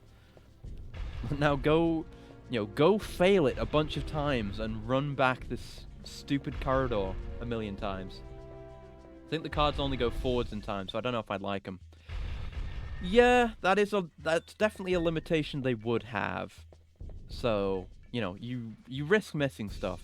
I guess it depends. Yeah, actually. I feel like the way these cards would work is that it just skips time for you. Because obviously if you're doing some, like, JoJo Part 6 shit where you're actually accelerating time. That's going to cause more problems than it's worth for it to ever be practically useful. So, assuming it just skips you ahead in time, then yeah, you're probably going to miss stuff, which would suck. You know, you risk missing stuff. But yeah, hoarding them so you don't have to wait for Elden Ring. That's a good one. Yeah, you could use it like that. Yeah, I don't think they'd be practically useful. And at that point, you'd probably just be using them to skip.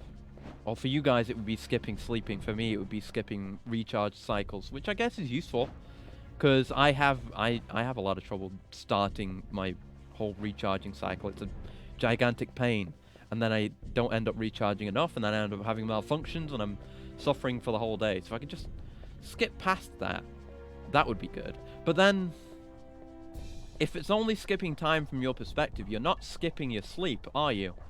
You'll just be in the future with the with the same amount of power for you guys still feeling tired. So I guess maybe you wouldn't be able to use it that way. I don't know. Maybe I'm thinking about it too much. Yeah, it doesn't seem useful. Cards that go backwards in time, those would be so much better. Like, to an absurd degree better. Like, going back in time is so powerful. Actually being able to change things. Like, skipping time is nothing by comparison. It's literally just skip some time and don't experience it. Oh! What the fuck? Did I just get pinched? Or did I... Maybe I accidentally hit jump. Oh, fuck. Oh, I despise this game. Oh, this is awful. Konami, this isn't fun. Hey, Konami. I really hope Cornell's story doesn't have anything like this. I may have gotten pinched. I may have just jumped. I did kind of slap the controller. By accident. Okay, through we go again. Jesus Christ. Okay. Yep, this is easily bearable. Oh, fuck! Oh, this game sucks so much. It's still not the worst. I don't actually think it's possible for this to be the worst. At least the way I guess I look at games. Because I'm looking... You know, I'm looking at all of these from a modern perspective. And, you know, you can look back at the really old, janky shit, like Haunted Castle, that also, like, control really badly, just feel awful to play. Whereas this is... It plays fine, but it's also made by sociopaths. It's a different kind of hatred, a different kind of bad, you know? It's hard to... Like, I guess from my perspective, I see this kind of bad as better than that kind of bad, because at least this has decent controls. Michael Bania 64. Yeah, it's seeming that way. I wonder if they'll have any special effects for, like, destroying the castle at the end. Maybe there'll be some fancy explosions for that. I can see them maybe trying to flex the hardware a bit. Okay, we've made it this far. Now we're here. I remember all these rooms for sure. I keep having to reset the camera to action view. It's not every time we load, it's every room the camera mode resets. That's so fucking awful. Hey Konami. Hey Konami. Just an idea here. Why don't you make a camera control scheme that isn't so awful you have to make 3 different versions of it? Why don't you just do it right once instead? How about that? What's the N64, I guess? They are limited. They have limited buttons. Half the fucking buttons on the thing are the C stick, or the C buttons, but it's not even a stick. And they're not even used for camera movement. I imagine they must have been in some games. Because if we had an entire console full of games with no camera control, would be real rough. I assume it's just, you know, we hadn't really figured out 3D games yet. But, you know, I'm gonna go back. I'm gonna blame this all on the N64 controller. It's all the N64 controller's fault. We could have had better games if they had just designed a controller made for insane people instead of psychopaths who like having a stick in the middle of their controller on the 3rd handle for their 3rd hand. I think maybe they were just making it for mutants, for people with 3 hands. Maybe they thought a nuclear... Okay, I did get pinched. Okay, that's good to know. How did I get through here before, if I'm getting pinched? What's happening here? I don't get it. And now I have to do the whole thing again. Oh, this sucks. Oh, God. Should save your game now. You're right. I'll save so I don't have to pick up the nitro again. Thank you for the redeem, Bones. There we go. You just saved me some time. Thank you. Not much, but it's something. You know, add it up over all these runs. It's probably not insignificant. It's probably not significant either, but it's not nothing. It's not nothing. Thank you, thank you. Hope that doesn't cause the soft lock. Oh, fuck. I didn't think of that. Oh, shit. Uh-oh. Ah, fuck. I think it's fine. Apparently, it's only for the other character. Probably, but, you know, it was redeemed. If it does cause a soft lock, we're not finishing this game. I can tell you that much. We do already have one, right? Warning attached. Danger. Will explode from slight shock or vibrations. Okay, yeah. That's a different dialogue, so we still have it. Okay. Maybe good, maybe bad. Who knows? But yeah, if that happens, I'm just not finishing this game. I'm not gonna play this game through again. Maybe I'll do it. Maybe I'll do it in the not Curse of Darkness, Legacy of Darkness, because that literally has this story mode in it with all the improvements of that game. Maybe. But we just have to hope there's no soft lock risk. Just running past. They put their weapons down politely when you interact with the door. They're like, oh, nope, he's gone. We could have gotten him, but no. Once he's touched that door, he's gone. We can't be touching that. It's not done. It's not done. Okay, we made it past the spiky bit. Now we have this bit, which I can do, no problem. Then there's just the gears that are now pinching me inexplicably. Okay, gotta have kind of a jog on here. Come on. Okay, I think these platforms that are like fully connected to the ground are safe, but these ones can fall. Yes. Probably, but I'm not going to stick around too long anywhere. Anyway, that was a very confusing sentence for me to say. What the fuck do you mean? How did I get pinched there? What the fuck? I was on the other side of it. That's some fucking weird hitboxes, man.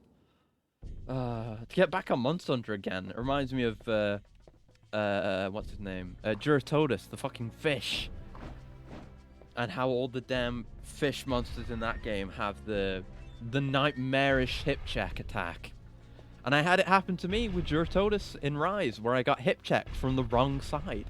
Like, he was hip checking in a direction, I was on the other side of him, but I was too close to him, so I just got carried along with his hip check and took a bunch of damage and got launched. Like Plesioth, yes. They still do it. The fish still do it. Oh, I jumped! Is it contact with the gears that causes explosions? I don't think so, because there have been times where I've just stood still in the gears, and the gears have pushed me along. I don't think that's it. I could try. There's no harm in it. I'll try not touching them.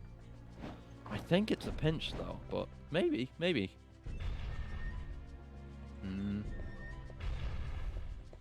Okay. But speaking of Rise again, let's get back onto it because I've run out of things to say. I'm liking what I see with how layered armor works. I haven't really gotten to the point where I have any yet. But there's a lot of really great armor in this game. And now I've talked about my philosophy on what armor I think looks best in games when I have the choice. And I always go for, you know, fully armored, no exposed skin, no exposed face, helmet always on. And I think that always looks cooler. So I'm looking at armor, like I look at armor that fits that niche. So the coolest armors I've seen are Tetranodon, because it's like some Jinro shit. It's incredibly cool. I can't remember what he's called. I can't remember what he's called. The mud dog. I can't remember his name right now. He has a big tail that he uses to pick up a big mud ball. I have his armor for my buddies, for both my buddies, because it looks sick. That guy's armor for hunters as well is amazing. It's kind of like it's got like slight Iron Man vibes, but it really reminds me of Lingering Will from Kingdom Hearts, which is also the coolest design to come out of Kingdom Hearts. It really reminds me of that, especially the helmet. And the armor that I ultimately want for layered armor is Valstrax. One, because, I mean, Valstrax, to begin with, is sick, and he's like half the reason I bought GU back when I did, and I never got to him because I didn't play much, but still, he's insanely sick. It's a rocket-powered dragon. You get armor made out of a rocket-powered dragon, and it probably has good skills, I don't know, but it also looks amazing. Okay, whoa, we made it past the gears. Jesus Christ. Valstrax armor is so cool, his weapons are glowy and shit too. Ooh, I didn't know about the glowiness. But yeah, the armor looks amazing. I really want to get that. And I think, yeah, I think you can recolor the glowiness on the Valstrax armor, I think. So I want to make it so that the glowy stuff is orange, so it looks more like me. And that'll be sick, and it just looks great to begin with, like I said. Other than that, I don't know. Otherwise, well, like I said, I'm working through making a more decent high-rank armor set for lance skills, but that's more fluid. And once I get layered armor, that won't matter too much because I can look however I want. I look all cool with my fully covered face. Also, did do the thing I did last time I played World as well, where I tried my best, perhaps in vain, to recreate myself in the character creator, which involved making my face entirely grey and reflective. He just homes in on you. I think I might have to hit him, or maybe use the holy water on him. He's an absolute fucker. It's hard to avoid him. I know we have this, which I discovered before the stream. I don't think this will actually allow us to avoid that. I did get spooked on again. How long are we going to spend on this?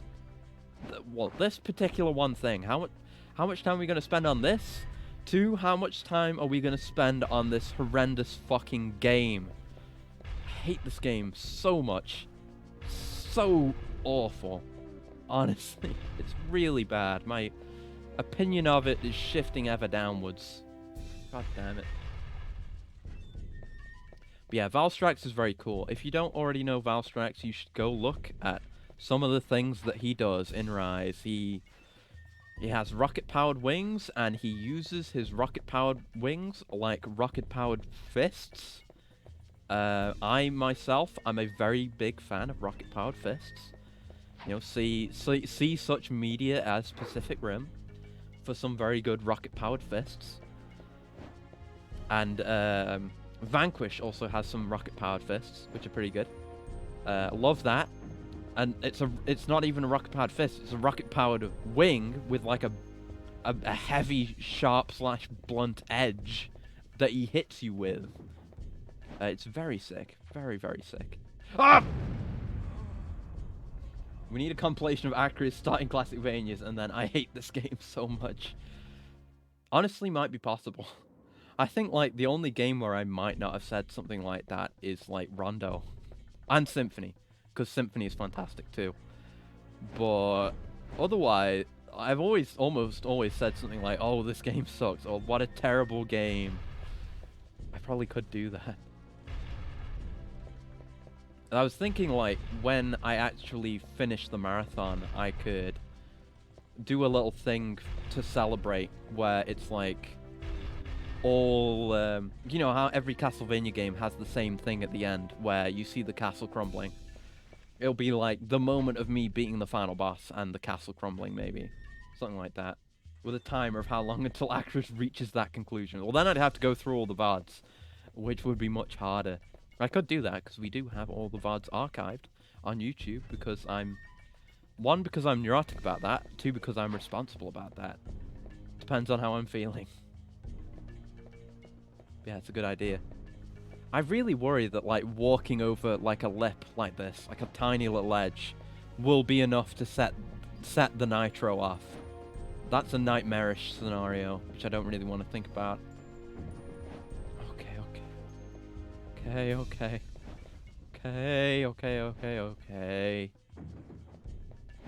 Okay, we made it through this. It's just such a fucking gauntlet you have to run.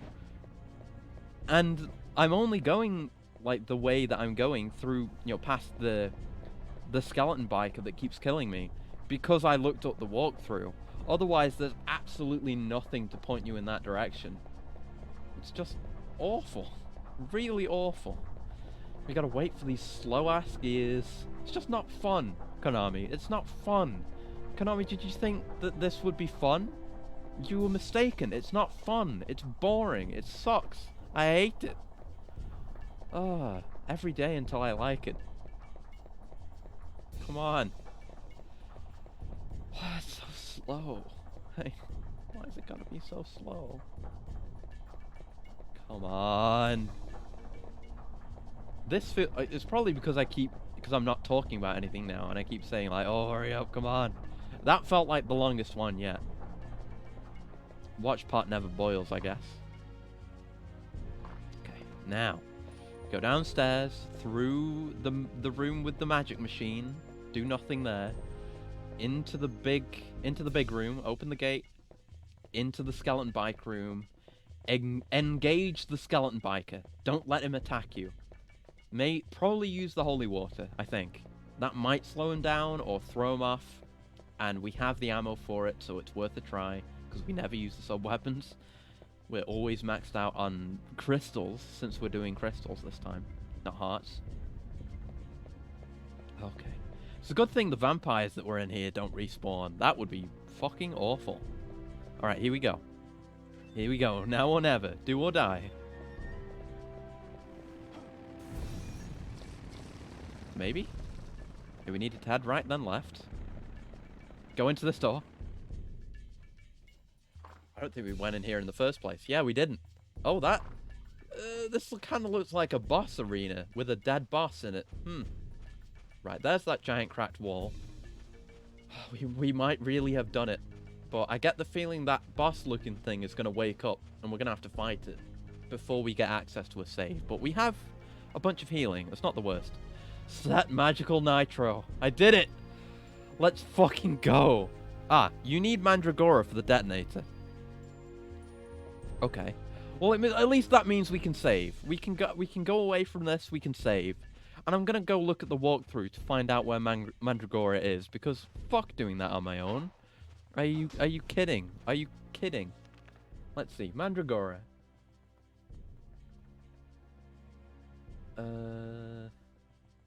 Mandragora.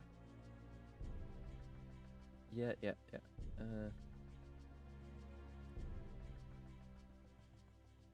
Go back to the locked door in the beginning, kill the vamps in the room, climb on the shelves beside the Mandragora and jump onto the rafters, make your way to the other side for beef, then pick up the Mandragora. I can jump again! But yeah, it's apparently in one of these rooms. This walkthrough... I don't know. The way this particular instruction is laid out does not tell me very strongly exactly where the Mandragora is, but it's in a room somewhere around here. I've just got to go and find it. It's up on a shelf somewhere. I've just got to go and get it. I can jump all I want. I can get hit if I want. I'm completely... Oh, he's waiting out here for me. He's waving. You see him? He was waving. He's like, hey. Get in, loser. We're going shopping. I don't even need to pick that up. I need healing. I need roast chicken. He's just standing there like, hey, buddy. Hey, it's bike time. And a coolant from Bones. Thank you very much. One sec. Uh-oh. Oh, Bike Man's just turning on a dime right now. Look at him. Hold on. No. Camera. Look at him.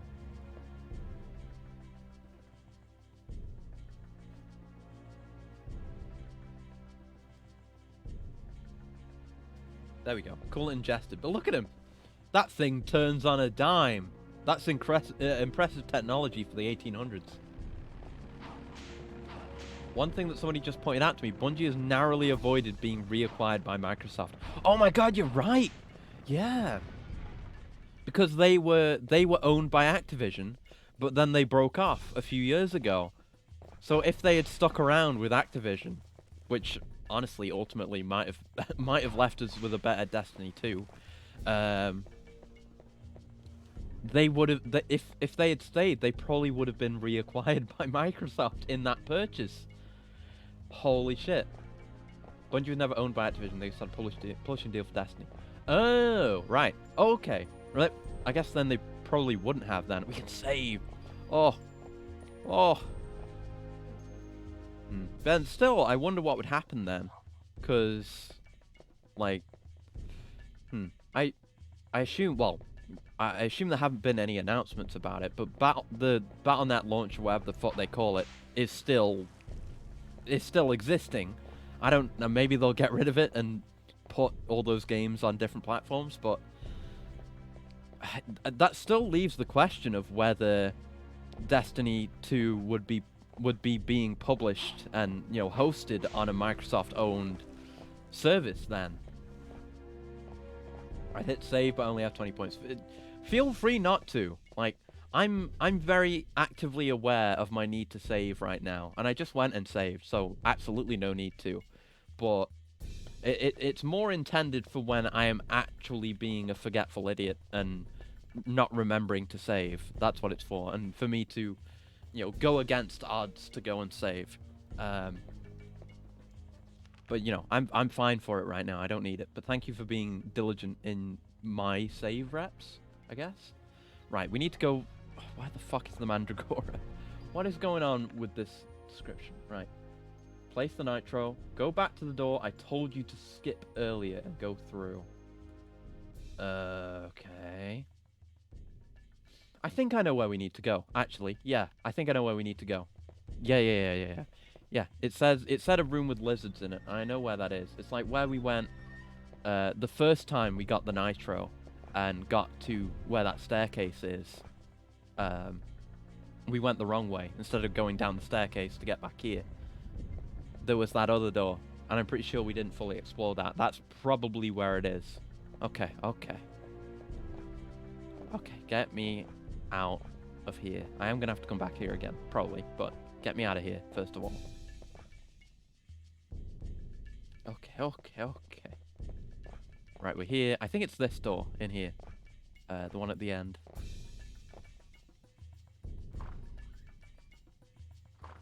It's only been 2 hours. Why is this game like that? Oh dear.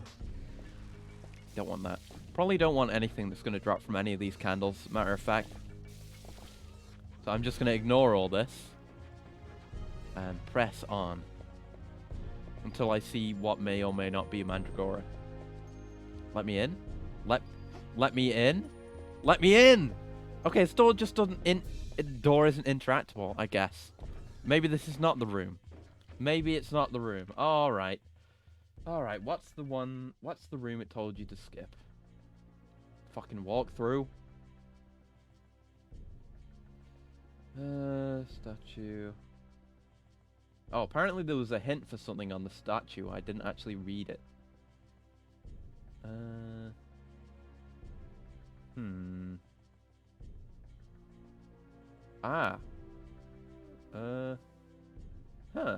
Is this the room they're talking about? Maybe the door might open if we kill the lizard man? Hold on. I forgot to bring up OBS again. Imagine if you pick up the Mandragora and its stipulation is you can't walk, only jump. That wouldn't be too bad. That would be relatively quick movement, and you can platform over everything. Let me in! Let me in! Yeah, I may need to kill these guys, and then maybe the doors will open. It's worth a try. Oh god. Please stop knocking me over. I want to live! Lizard man! Ah! Also, I found out when I was checking the walkthrough just now that one blood enemy that got a cutscene and was a complete jump is at... Oh, I'm poisoned! Oh shit, I didn't notice. I need a cure ampule. Ampule? I don't know. Now you have to carry both at the same time. Oh no. I don't remember what I was saying. Damn it. Oh, I've forgotten. Uh-oh. We got another moon card, though. I literally don't remember what it was I was saying. Oh, no. Oh, the blood guy. Right, yeah. Right, sorry about that. The blood guy's name is Bloodborne. As in the two words, blood and born. Not like the game, Bloodborne. Just thought you should know. That's what those are called. It's pretty cool. Game's combat looks like a nightmare.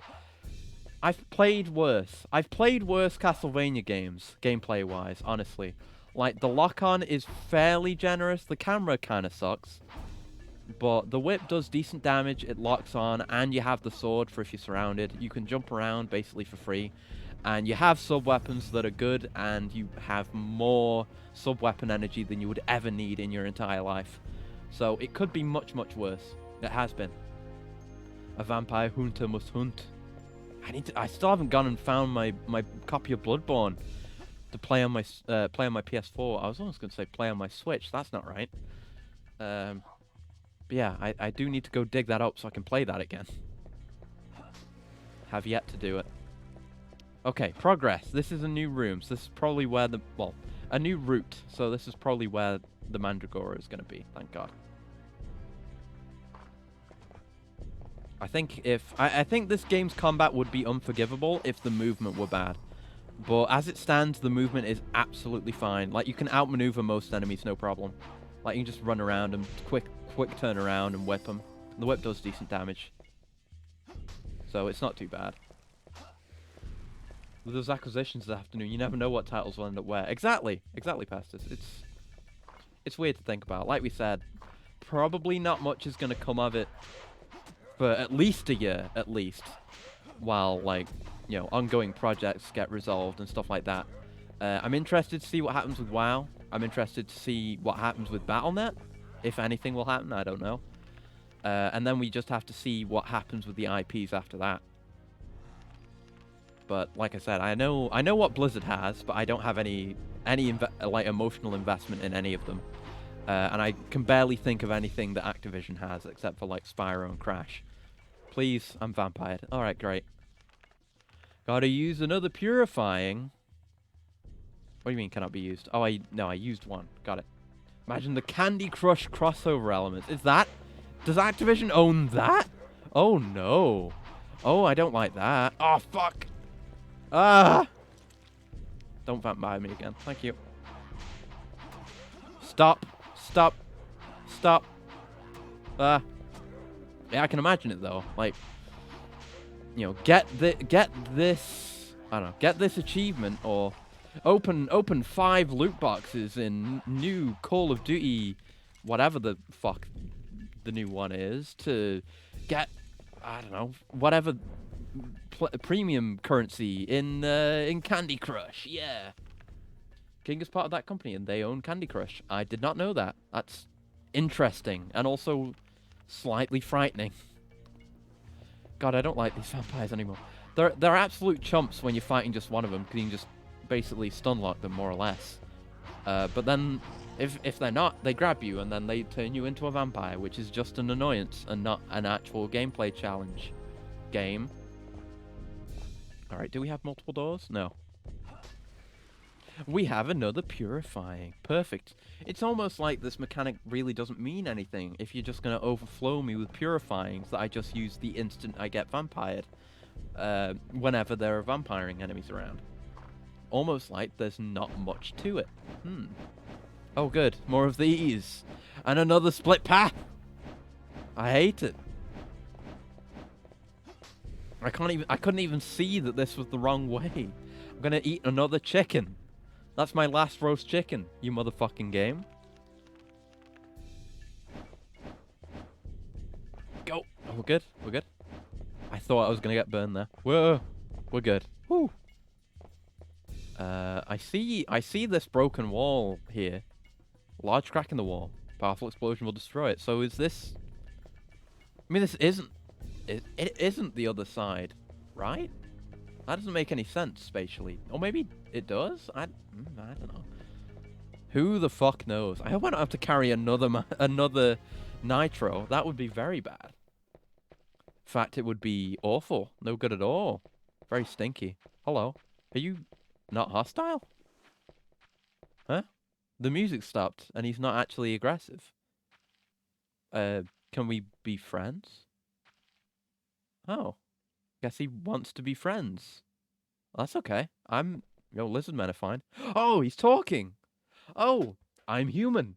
I am only this shape because of a curse. You are an adventurer? I will give you some advice.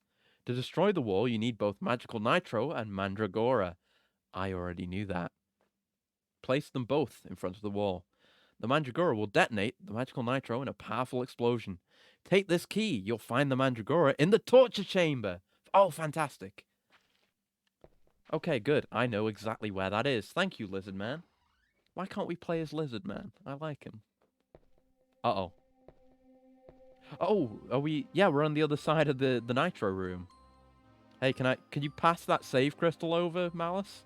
Malice, why are you here? I thought you had escaped. This place? Escape? Say, are you gonna fight Dracula? Aren't you afraid? Malice. Have you come to avenge my family? To rescue my friends? No, I'm here to have a sick fight with Dracula. Or probably a bad fight with Dracula. I swear it. I will have vengeance. I will destroy Dracula. Heh. Yeah, okay. I already know you're Dracula, you piece of shit. Whatever the fuck's going on with you. Impossible. I mean, he's in the fucking title screen playing a violin. 'Cause you are trapped, you will die like wretches. I mean, I've died like a wretch many times today. Malice? This totally innocent child was evil?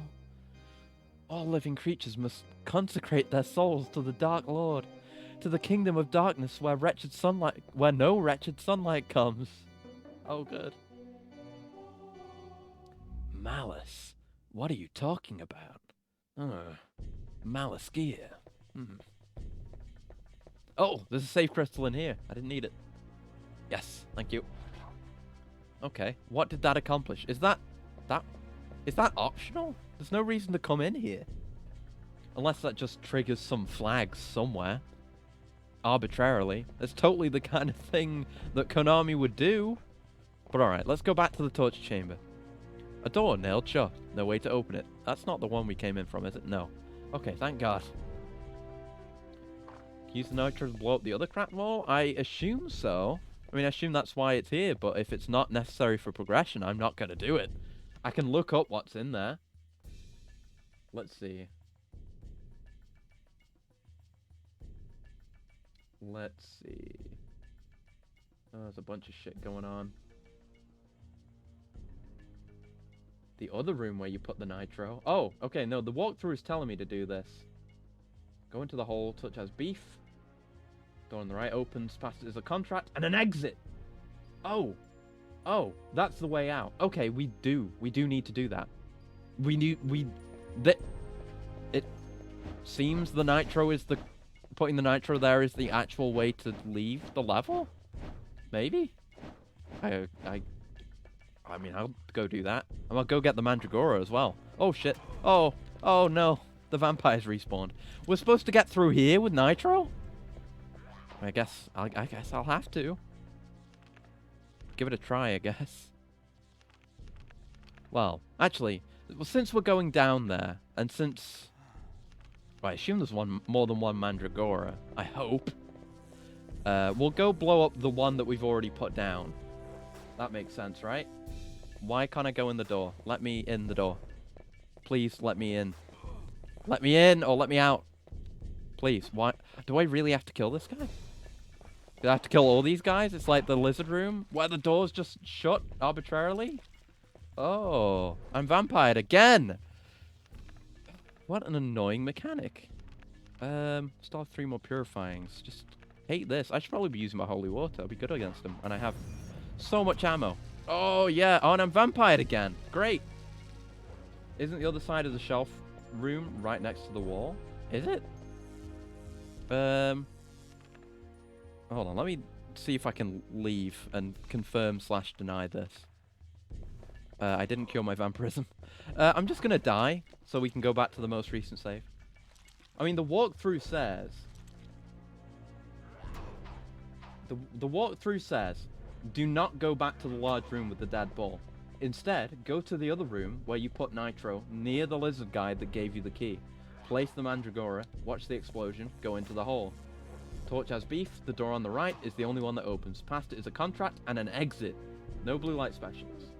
But if you need supplies, buy them. Once you exit, you're in a library. Yeah, it seems we do need to go that way. Yes, we do need to go that way. Because there's a magical crest in the ballroom. And this resolves that, apparently. Okay, so we do have to do that. Okay. Good to have that cleared up. Now we have some of our purifyings back. We can fight those vampires in hopefully a more effective way.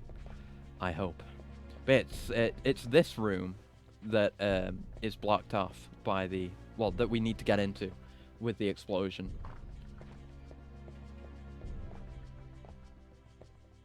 Oh, wait, can we pick up the... Oh, shit, you're right. Oh, I'm stupid. I'm so lucky to have you guys. I actually would have gone the entire way back and carried the Nitro here. If you hadn't said that. Obviously, because the Nitro is on the shelf that separates them, so you can just pick it up. I'm an absolute idiot. God damn it. Thank you, Chronocle. You've really gone and saved me here. And my stream activity in OBS has broken. In fact, I think it was been broken all stream because it needs to be reconnected. God damn it! Why does it always do that? There we go.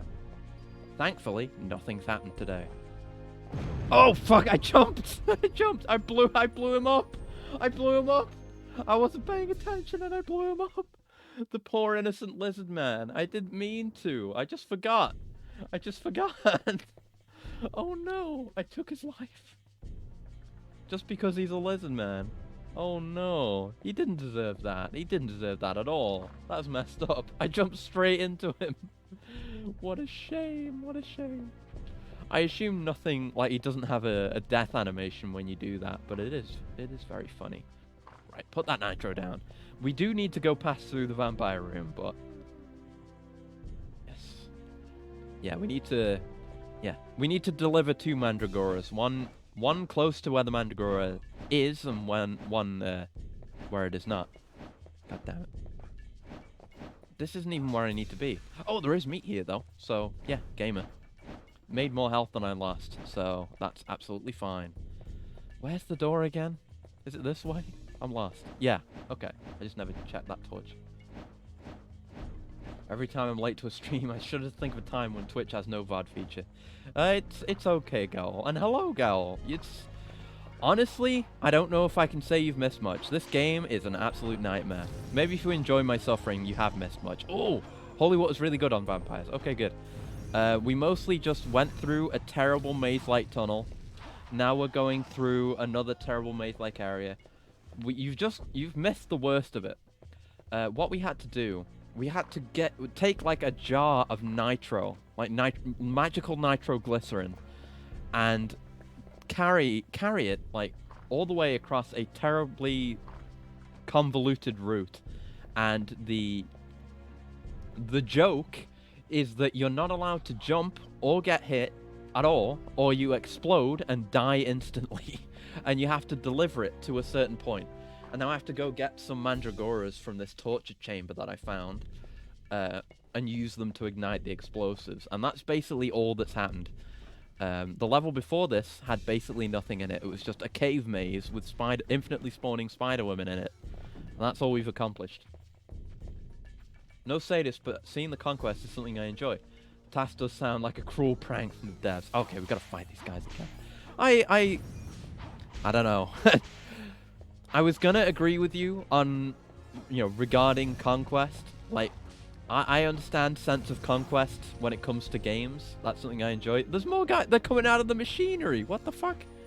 Can I leave yet? No. I have to kill the guy that came out of the machine, the lizard man in the machine. But hearing You know, watching me suffering playing a game during a stream, conquest, is worrying. Worrying, to say the least. Yeah. Yeah, damn right, I'm spamming holy water. I don't give a shit. I want out. I want out of this game. It's been 2 hours and 20 minutes, but it's felt like so much more. This game is a nightmare. Hey, another Curium Pure. It's not health, but I've got some chicken. I've got 1 chicken, then it's all beef. Nothing but beef, baby. Alright. And I used like half my crystals hurling holy water, but that's fine.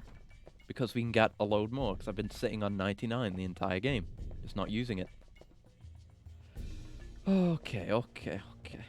Oh, we had another cutscene with that vampire lady. And it didn't really amount to anything. It was just, she steps into the light, like, trying to kill herself, and then Reinhardt says, "No! Jesus hates suicide. You can't do it." And then she's like, "Well, you'll have to kill me," and then walks away. There was that. And then Malice, the kid, showed up again. And he was just like, oh, fuck. I'm an evil shit kid now. You're never gonna escape. I have to kill all these guys. God damn it. Why do they keep doing this? This sucks. You know, at least do the DMC thing, right? Like, put the magical seal over the door to be like, hey, you can't leave here without killing the enemies. Don't just arbitrarily lock the doors for no reason, with no, like, indication or even feedback when you beat the enemies. That's some garbage, Konami. Don't do that. Seems holy water is effective, though. Yeah, these guys absolutely get roasted. Right, step into my magical realm of holy water flames. Or don't, that's fine. I'd like these. Ah! Ooh, power up. We haven't really been getting those at all. We've had, like, subpar whip the entire stream. Fucking bats! I've had enough of you. Bats are out. No more. Fuck off. And I need to heal again. But I'm going to save it so I can lose a bit more, and then use the beef to max efficiency. Look forward to seeing how these scenes are animated in the VOD. They basically aren't. There was a bit of animation, and actually no, the Rosa cutscene was actually pretty cool, and they had some like reasonable, decent, passable camera angles and stuff going on. Yeah, the biker bros are back. They're in this level, thank God. I was worried they weren't going to show up again. One of them even waved to me earlier. I'm going to make a clip of that later. Can't believe he's in the castle though. Right? I was saying that. Like, if you look out there, that looks like some really old, ancient, expensive tiled flooring. You know, he is fucking up that floor, doing burnouts.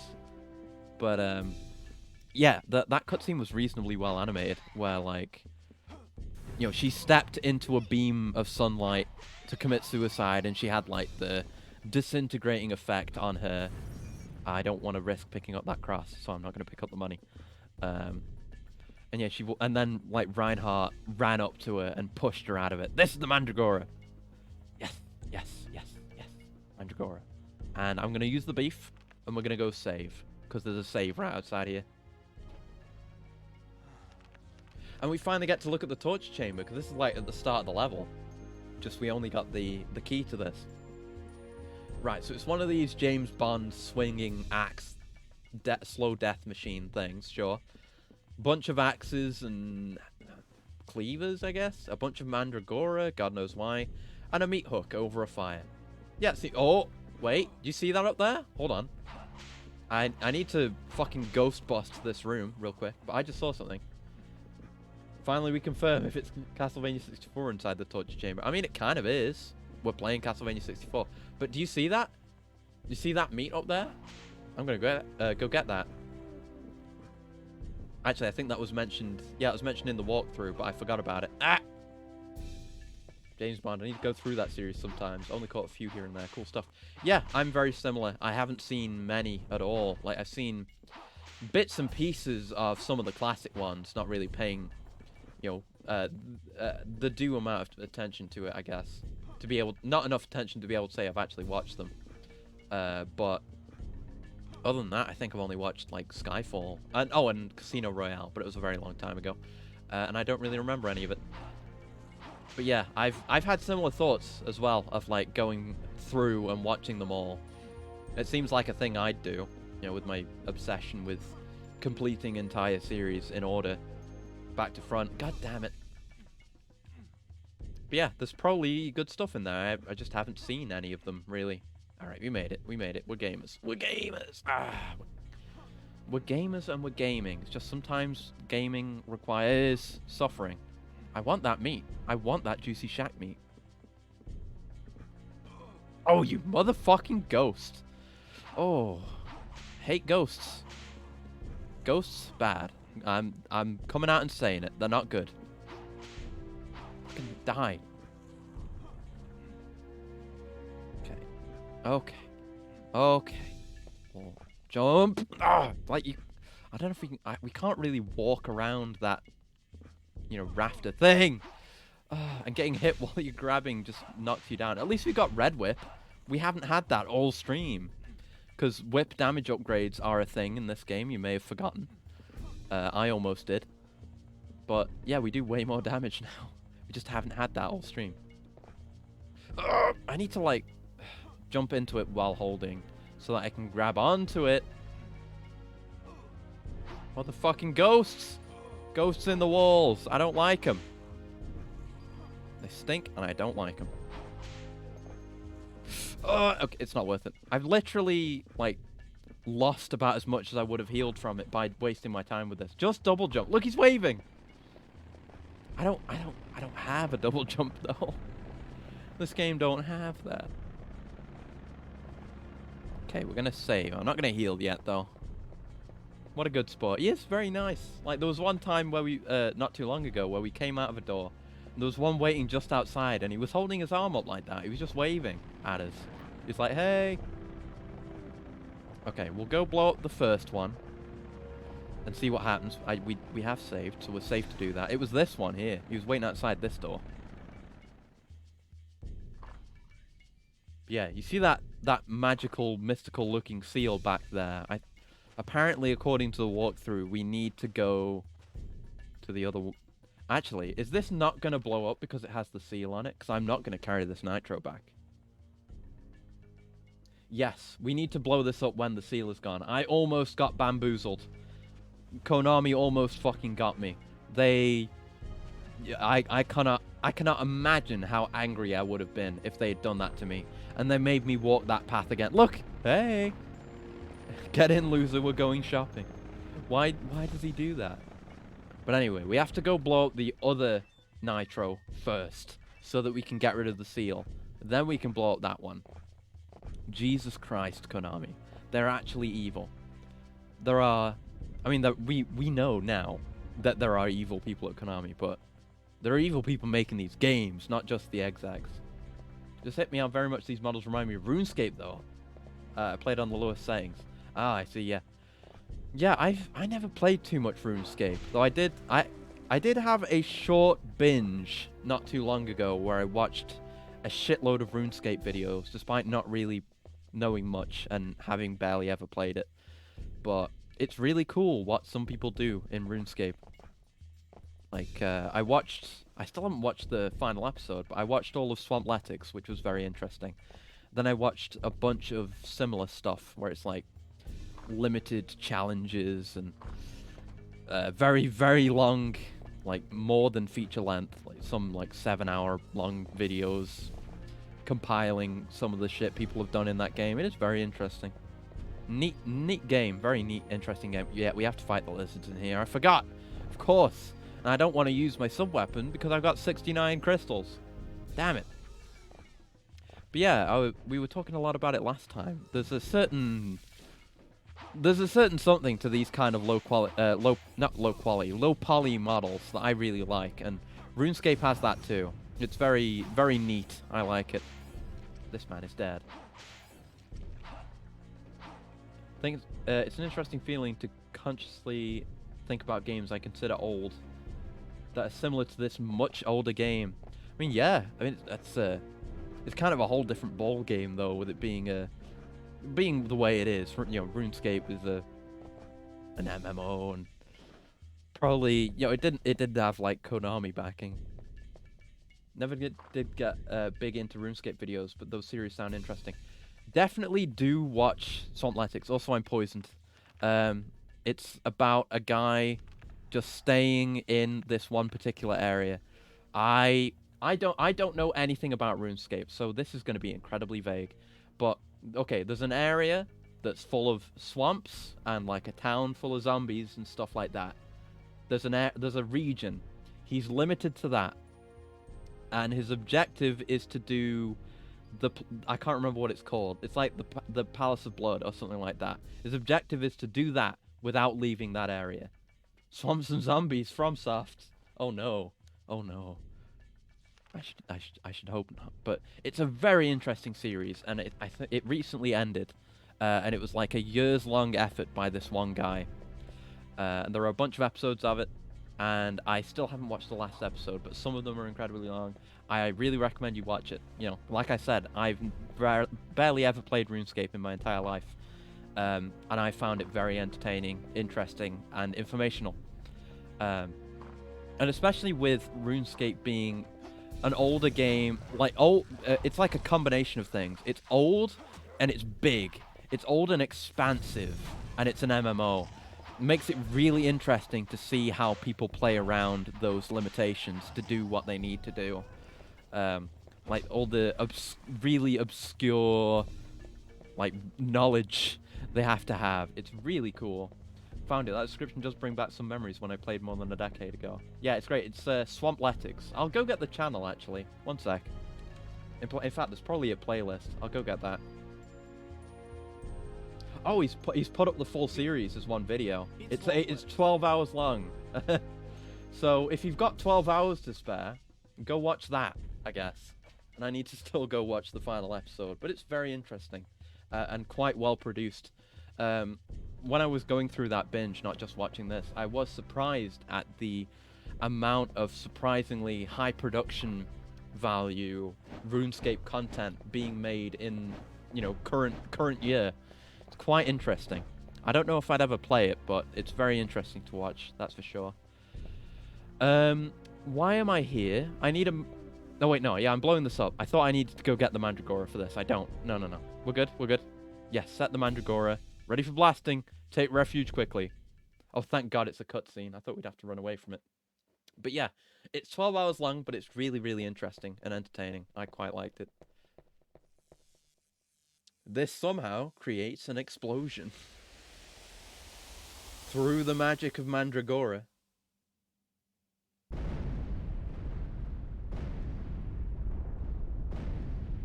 Wow. Very impressive. The power of the N64. Look at the way that smoke's moving, though. Hey, that's not bad. That's not bad.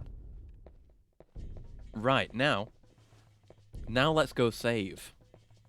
So we don't have to do any of that again. Excuse me, lizard man. Just passing through. Ooh. Yeah, save. Save. Thank you. Okay. But yeah, I feel like I do have some kind of affinity towards that type of video, where it's like there's shitloads of them now, but kinds of challenges where it's like, can you beat X without X, or by only doing Y? It's like, it's interesting. Even if it's a game I've never played, you can learn a lot about games that way, watching stuff like that, and it can be quite interesting. Stuff like that. I've watched a bunch of that kind of thing. A shop. Should look up Infa. Yes, I've watched everything by Infa. It's very good. Very good. I do love those. That's exactly the kind of thing I mean. I've watched all those. They are very entertaining as well. But again, it's another case where like you learn a lot about From Software games by watching those. Do we want anything? Probably buy... How much are these? 200? Yeah. I mean, we have a shitload of money. I'll just buy some cure ampules and some purifyings, I guess, just to top us off, just in case. And then buy more roast chicken, I think. No, I don't want that. No, I'm trying to skip his dialogue because I can't. Like, whenever he's saying, oh no, change your mind, I can't move in the menu. I'm trying to skip that, but it makes me click again. This bastard's strategy to make me buy more things. Okay, I can only buy one. Swamp Lakes is also interesting since a real knight on a quest usually has to operate closer to their final objective once they reach the general area. Yeah. Okay, let me out. Or no, let me into wherever this is. Statue of a beautiful goddess. The inscription reads, blue is the color of Neptune, 8th child of the sun. Right, this is this puzzle that I didn't, interact with. I think there are 2 more of these statues, because there's the one that the Bloodborne came out from. And I know we had to read that one because I saw it in the walkthrough. And I'm pretty sure I saw another one in the room with the gears, or somewhere around there. Like between here and the first one. And these all have hints for a puzzle that I think is around here. And we need to do that to do the actual thing. So, what's going on here? Can I interact with anything in here? An enormous collection of books on every topic under the sun.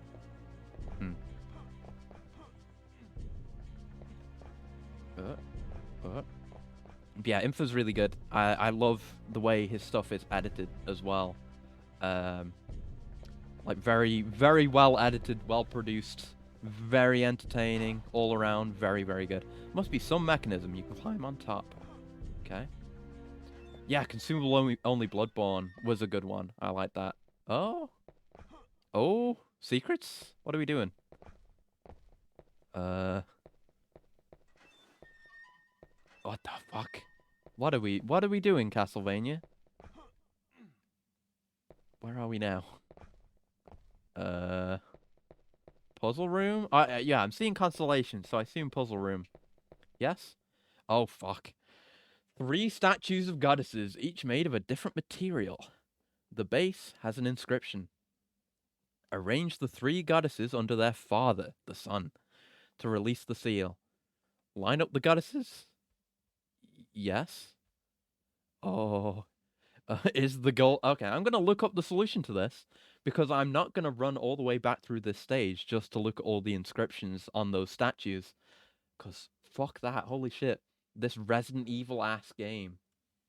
Right, what do we need to do? Check the secrets. Okay, walk through. Yeah, I need to go to a certain part of the walkthrough. Special items, random humor. Invisible ledge. Endings. Oh, shit. Sorry to inform you, apparently we've got a bad ending. We cannot get the good ending.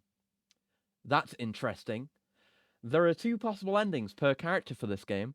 To get the bad ending, you have to use more than 4 of either sun or moon cards. That's some fucking horse shit with the garbage they expect me to do to solve some of these puzzles. Are you fucking kidding? We're gonna fight Vincent? Oh no. Oh, apparently if you spend more than 30,000 gold throughout the game, you sell your soul. And then you fight the shopkeeper. Huh, okay.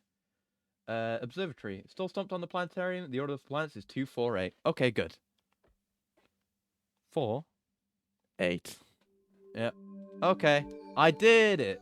I solved the puzzle all by myself. Isn't that incredible?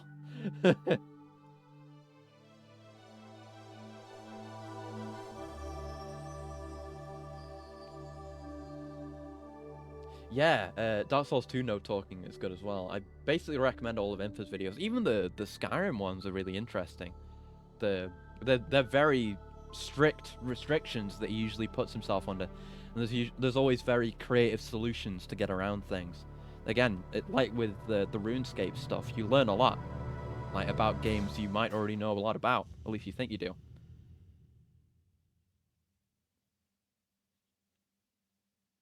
Yeah, it does very much suck, that ending thing, but I don't like this game enough to play it more than once, so I'm not going to worry about it. And yes, he always has a Fortnite dance as an emote. Oh, it always cracks me up. It's like I say, he has, there's a lot of good humor there, and he's very good. Well, he has very good editing in his content as well, which I aspire to, for one. But it all works very well in service of the humor as well. But yeah, if we had tried to blow up that nitro before releasing this seal, it probably just wouldn't have worked. Yeah, I know what Konami's like. They would have made me carry another nitro all the way there again. I'm absolutely not letting that happen. Absolutely awful. Let me out. Oh, I was hoping the lip would push against me so I just fall down. That would be much funnier. Oh well. This game's not allowed to be funny or fun or good or anything other than painful. It goes between painful and dull at like a breakneck pace. It's very strange. Right, we're back here. We don't need to bother going and saving again because we just saved. So this is not the correct way. We want to go get another Mandragora, blow up that wall, probably fight that ball thing that's been waiting in the wings this entire stage. In the words of Cougar, fear, pain. True. Yeah. That's how it is. That's how it's been with most Castlevanias. But I tell you, man, once we're done with this, and oh fuck's sake, once we're done with this, and of course we're vampirized. This and Legacy of Darkness, then we're in the clear. Let me go pull up the list again. What have we got? Right. Where's the list? I have so many notepads. It's not even funny. So yeah, 64 Legacy. Oh, there's Resurrection, but we're not going to do that yet. Then Circle of the Moon, Harmony of Dissonance, Aria of Sorrow. Then Lament of Innocence, which is going to be interesting, kind of like this. But you know, after we're done with these 2 3D games, we have some hopefully good games ahead. I forgot to cure my vampirism. Good thing I bought those purifyings. Where'd he go? Step into my magical realm. Oh, I'd like that money too. He actually did it. Ah, he grabbed me again. I'm probably gonna get vampirized again. Don't vampirize me, bro. Ah, he vampirized me. Fuck. Absolute fiend. Still don't know what Special 1 does, by the way. We picked that up, I think, in the first level. Still absolutely no idea of what it does. No hint whatsoever. I haven't even seen anything in any of the walkthroughs. Alright, we're all schmeated up. There we go. Oh, more money. Thank you. Thank you. Okay, get me out of here. We're gonna have to fight them again on the way back because of the way this fucking game is. Can't believe you, Konami. Absolute scoundrels. God, how much this game is even left? I need to look at the walkthrough. We might have to make the next Castlevania stream half this, half Legacy. So we're at... Where are we? I think we're in the... Are we in the castle? I think we're in the castle center. There's a lot more of this game left. Ah, fuck.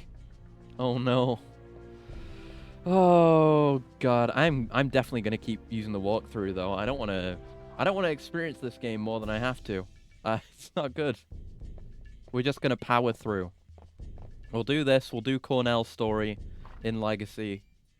That's it. Then I'll never have to play these games again. We're heading the right way. Yeah, we're just gonna fight the fucking lizards again. It's interesting that, yeah, they seem to have a block. When they actually block, it seems like they don't take the damage, because they're absolute chumps when you land actual hits on them. More? More. Please, action view. Please, mate. Alright, buddy. Alright, buddy. You're gonna get one of these. You're gonna get whipped while I can't see you, because the camera is an absolute nightmare. Okay, we're at... Oh, no, we're not. There's still more. Yet more lizards. Please die. Throw a bottle at your head and you die, please. I'm poisoned again. I just noticed I'm purple. Fuck. God damn it. Why'd they decide to introduce all the status effects in this level? I guess we probably could have got vampirized in the villa, because there were a couple of vampires there. It's like the boss fight, but we never got vampirized then. We still haven't done anything with this. I feel like we're not even going to at this point. The elevator thing. Okay, let's go get the Mandragora, save, then go plant it. Then hopefully we can be done with this absolutely godforsaken level. I have to fight these guys again. Fuck. Oh, they go down real quick with the whip upgrade, though. Wow. I'll take that crystal. Come into my magical realm. Oh, fuck. Don't want to get vampirized. You don't want to know what is in the holy water. May or may not be using Jurati currently. Okay. Right. Go into the torture chamber. Play Castlevania 64. In Castlevania 64, go into the torture chamber. Get the Mandragora. Save. What do you drink if your Jurati is blue? It's just that's, you know, you have to sanctify it or something. Some fancy sounding word. That's Reinhardt's sanctified, consecrated piss. Not regular piss. It's locked! I have to fucking fight the vampires again. Oh. Oh, God. You know, you can't just use regular Belmont piss. You have to sanctify it. Or whatever. Or consecrate it. I don't remember which word is correct. Maybe they're both right. I don't know. Vampire hunting is complicated. It's either that or it's really, like, thinned down. It's, like, extremely diluted in water. Okay, let me out. Let me out. Why is it still locked? Is it the ghosts? The ghosts are infinite, though. Stop doing that. I'm gonna have to eat beef. Fuck. I've only got one beef left. I'm all beefed out. Getting these.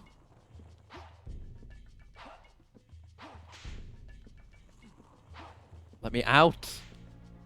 There we go. Now I can leave, inexplicably. It's the LaCroix of piss. If it's diluted that much. Yeah, that's a very elegant way of putting it. The LaCroix of piss. Oh god, he's chasing me. He's on me. Ah! He kneecapped me. Ah! I love you, skeleton biker, but I can't be dealing with this right now. Save. Still in normal view. It resets to normal view every time you do like a room transition. I want to use action view because it's the objectively superior camera mode. Best chase sequence in games comes from those fellas. Alright, now. Is the giant bull waiting in the wings for this entire stage finally going to do something? Can I interact with it? No. Just, Reinhardt does not pay it any mind. He simply does not care. Alright, let's just blow this up and nothing bad will happen. We'll just leave.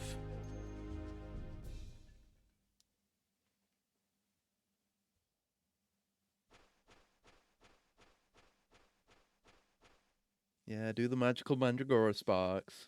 Yeah. It's like it's a root, right? Why does placing a root next to a jar of nitroglycerin cause an explosion? Well, it is magic nitro, so ooh, a crystal. That's interesting. Hold on. Huh? It's like the same model as the save crystal, but it's like green and flashing. Let's save first. What is going on here? This is new.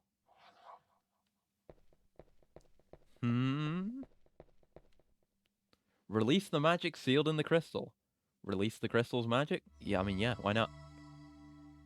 I don't know why we're doing this, but we can do that. Okay. We did it. The huge crystal emits its magic power. Okay. Yes, and? Okay, there we go. The cutscene for the boss fight. Thank you.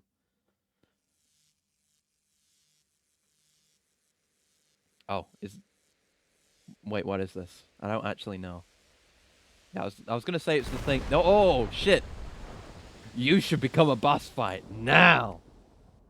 Open the eye, open the eye. Do it. Hey! Not even an animation for it, just the sprite changed. Oh, that's funny. Oh, what could possibly be making noise in this room with only one very large animal in it? Oh, it's you, the very large animal in this room.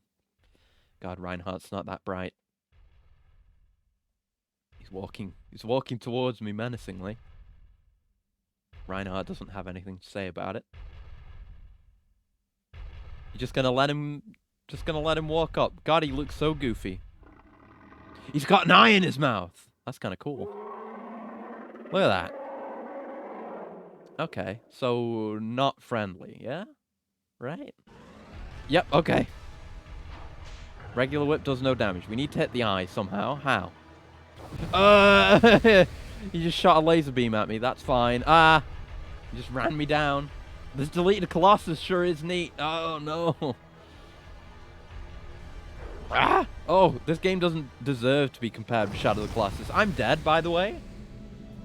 Alright, time to consult the walkthrough. What the fuck am I expected to do about any of this? Back down to the castle center, I think. Alright. Okay. Where was I in the walkthrough? The Undead Ball. I've got to go to a separate page for it. Of course I do. No, I don't. It's just a link that doesn't work. I need to go to the boss list. Boss list. God damn. Alright. Undead Ball. This thing charges you around the room and attacks you. It has 3 basic attacks. It'll try and headbutt you. Yeah. It'll fire a short-range blue energy beam. We haven't seen that. It'll fire a long yellow energy beam, which causes a large explosion. Jump to the side to avoid all 3 attacks. Then hit it. After a certain amount of hits to a specific part, the part will dissolve, leaving skeletal body parts in its wake. 3 sectors, posterior, torso, head. Once dissolved, take more hits, and then something else happens. Hit the button, the legs will explode. As it crawls around, keep hitting that section, the whole posterior will be destroyed. Head destroyed after a few hits. Torso dissolved, destroy the entire creature. Okay. Yeah, I'm not bothering with that. Like, I know the sidestep is a mechanic, but it's never been required for anything, and I probably wasn't going to figure that out.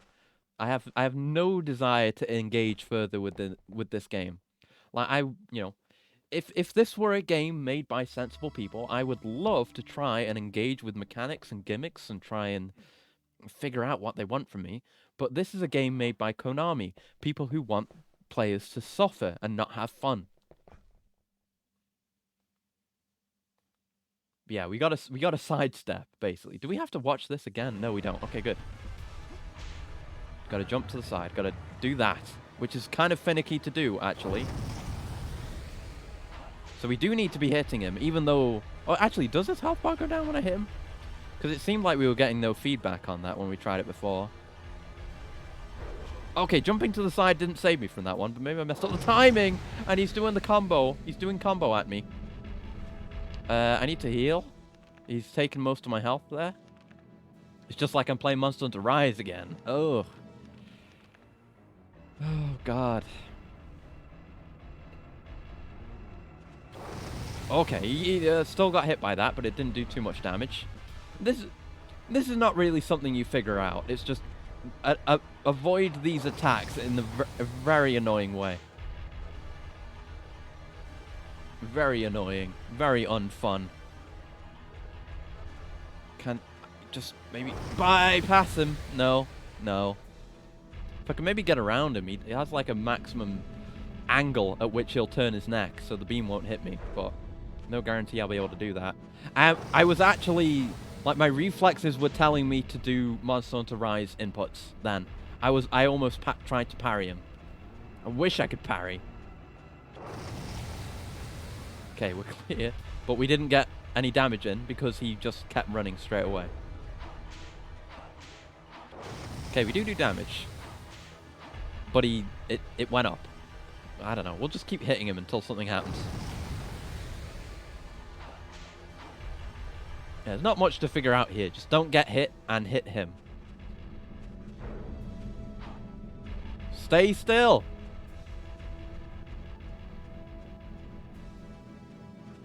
Oh, God. Okay, we just jump over that. We don't need to sidestep. Stay still. Fiend. And there goes all my health. And I think we're out of... Oh, yeah, no, he just decided to combo kill me. Wow, there was nothing I could do about it. Very cool game. Very cool. Oh, don't suppose water is effective? I was just wondering that. It might be. I'll give it a try, but it still relies on him stopping. But we can do that alongside our regular damage, so I'll give it a try when the opportunity comes up. I'm not trying to hit this front side. Oh, it seems effective. Good call, good call. The bar went down.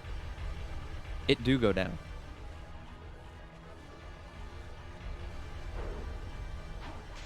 God damn it. Come on, come on. It's almost too effective. Well, like, his bar went up once, so that might not mean much, but I assume it's still doing damage to the parts, so probably effective to some degree.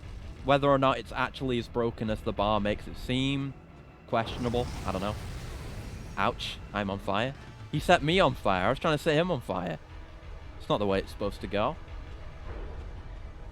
Oh, fuck! This is the one enemy you, like, don't have the lock on to. It's very annoying. Ah. Okay. Okay. Okay, buddy. Okay. Just stand still every now and then, so I can do anything. Don't know about avoiding that one, honestly. That just seems like a right place, right time moment. Fuck! Oh, this sucks. I'm narrowly avoiding death by eating this beef now, and it's not gonna give me much life, but that would have killed me, and there would have been nothing I could do about it. You can't avoid that. I'm in the middle of my recovery animation during that.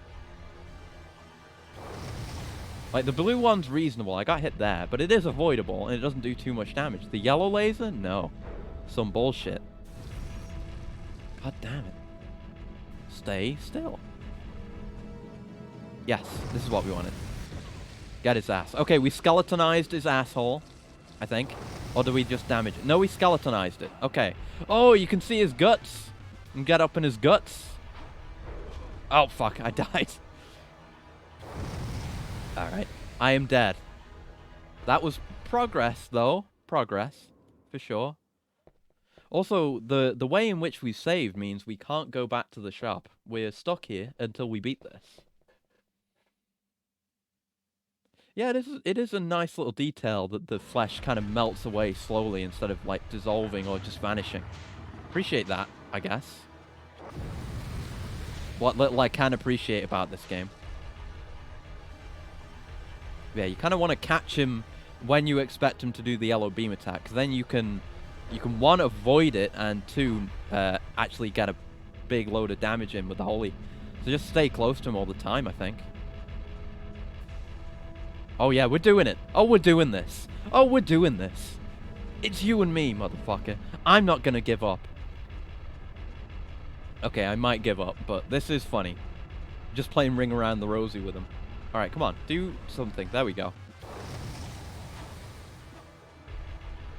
Gotta leave to get food and stuff. Have fun. Thank you for dropping by, Chronicle. I hope you have good food and good stuff. And thank you for stopping by and hanging out. Yeah, that's the one you want. You want to hit the right button, though, to throw the holy water and not miss, also. Fuck! Just, if the camera were a little bit better, it'd be more manageable. But the camera is not good. The camera is, in fact, bad. Some would even say dog shit. I would, in fact, say that. We caught him with a bit with it. Oh, we got his ass, though. We got his ass. So do we... Yeah, I think... Yeah, we're attacking the upper torso now. Upper body. The torso, I guess. Yeah. And I don't think holy water is going to work for it anymore because it's up in the air sometimes. But we can whip it, and I can largely avoid the damage, he says. Not avoiding the damage, and also about to be hit by a laser beam. Alright. Oh, I avoided it somehow. I don't know how I did that, but this time it worked. Wow. Impressive technology. I'm gonna skeletonize you, you motherfucker. The skeletonized body of the monster ball was found in Dracula's castle. Ah, yeah, could have holy watered him there. Whenever he's doing the blue beam, you can totally do it. Not when he's doing the yellow beam. It can still whip his ass, though, apparently. Wonder if someone's ever got it in their heads to make a Castlevania Doom ward. Turns out they did. Simon's Destiny. Yeah, I think I've been told about that. Thank you for reminding me of the name, because I did want to look into that to maybe do something with it at some point, maybe. In the possible near future, maybe on some kind of special event day that may or may not be coming up sometime in the somewhat near future, maybe. But yeah, I will look into that. Oh. Yeah, I'll say this. At least they give you a save immediately before the boss. If this was like classic Vania, we'd have to do the whole stage over again, which would be much worse. But this we can at least, you know, we can keep doing this, improve at it at a reasonable pace. There we go. You see his health bar went up there. So I don't know if the health bar really means that much, but we got his head, apparently, accidentally. Oh god, just makes his lasers more terrifying. Okay, buddy. Oh, you can see how the eye is, like, in the neck. That's cool, actually. There goes the body. Now, I do not have much health left, but this is the furthest we've ever gotten. Bit of a shame this guy's trapped in an old game. Maybe it returns in newer titles. Honestly, I think it's in older titles. Isn't it supposed to be, like, the monster thing that's in Rondo that only has its upper half and, like, chases you around? I thought it was that. I think we might have fought one in Symphony too, but it was probably much weaker. Also, I have no more healing capability, so I'm probably not going to win. And like I said, no way to get more health, so fuck me, I guess.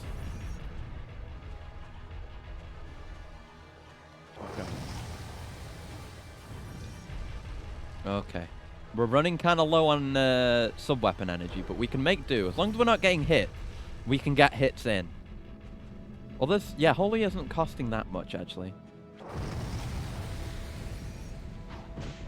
Hey, we got his ass, and I took damage. See? It is like that guy.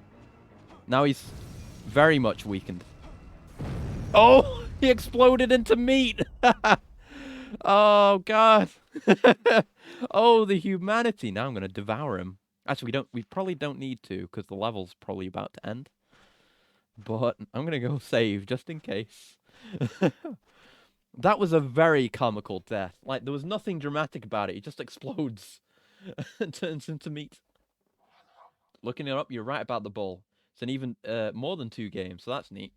Nice haul from his defeat, too. Yeah, I appreciate that. Because I only had the 1 meat going in. Where are we going? Game? What? You haven't given me a path here. Do I have to interact with this again? Probably not. Alright, I'm going to look at the walkthrough. You really should not struggle to, like, point people towards the exit of a level after a boss fight. And apparently Carrie gets different bosses. Huh.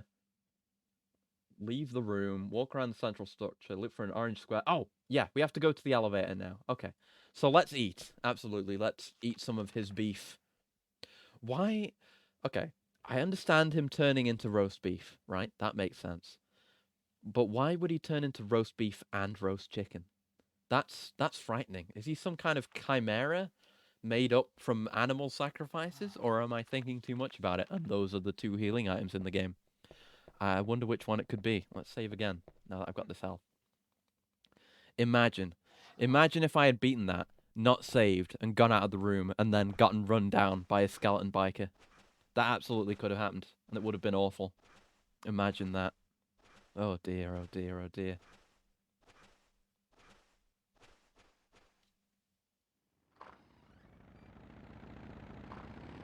Oh god, there he... Speaking of which, see, it would have happened, because he's right out there.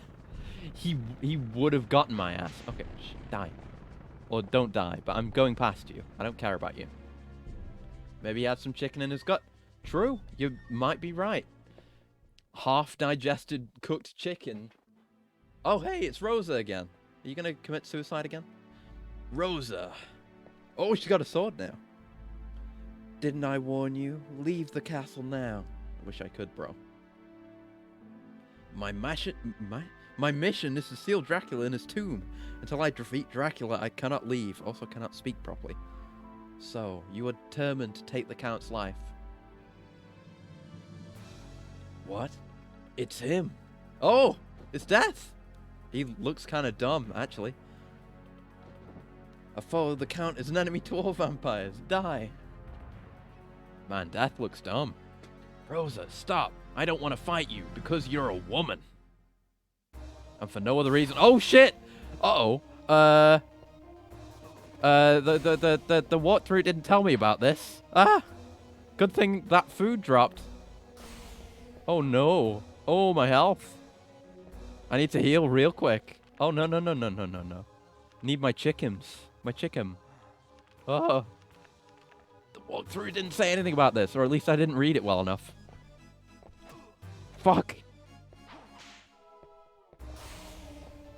Can't really avoid some of these attacks. I need meat again. Like, these bosses feel like, especially this one, these bosses feel like bosses made for a game that controls completely differently. Not for a game where all of these attacks are unavoidable. She has a lot of health. Get back. Miss. Get her ass. Yeah, holy water good. Holy water good. A shame we used all our energy on that last boss. That last boss 1 minute ago. How can I avoid that? I'm low. Have I got more meat? I think I have. I'm gonna use all my chickens now. Soon to rest in peace, the fair gardener. Soon to slumber with her dear flowers. Rest in peace, Rosa. Hey, don't kill her off just yet. She's still kicking my ass, so I wouldn't count her out of the game just yet. I didn't even see those. Fuck. We're doing decent damage to her. Just need to out-health her, basically. Oh, fuck. I think I've got one meat. They gave me the exact amount of meat I needed to beat this next boss that they put immediately after the next one. Or you know. Okay, you were right. She's dead. Love to see her abilities in HD with those rose effects. Yeah, it would be cool. It's not rose effects, but I know there's a character in a game we'll play after we're done with Castlevania who's very, very red and has some very red effects, but it's not roses, it's just blood. Rosa, I didn't mean to. I cannot stand this agony anymore. That's like switch between the voices. A cursed soul, doomed to exist forever as a vampire. It was the curse of Dracula that made you a vampire? I mean, if you survive, be sure to tell my parents. Even unto death, I never fully lost my human soul. I don't know. I mean, you do look kind of weird. Rosa. Death, you fucker. Rosa!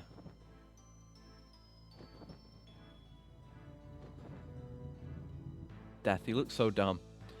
Still youthful as a vampire, she could not bear to kill you. But in time, her curse will deepen and take stronger hold. I shall enjoy watching your next encounter. Oh, ho, ho, ho, ho, ho, ho. I think I did okay with the death voice. I can't do a Skeletor impression, or at least I haven't tried. That's what I would have done. Laugh was good, thank you. Yeah, I can't do Skeletor. Well, I haven't tried, but I can't even do the Skeletor laugh. I know Vel can do the Skeletor laugh, but I can't. I'm gonna check what these candles are. There might be meat. Risk of meat. I need it. Ah, no. We want to jump from there and around. Yeah, gamer. Meat. No. Whip upgrade. Damn it. That's the end of the level. I don't need it. Now the magic's going to be inexplicably working. Yep. Do you wish to operate the elevator? Oh, no, there's nothing about magic. Now it's just a mechanism.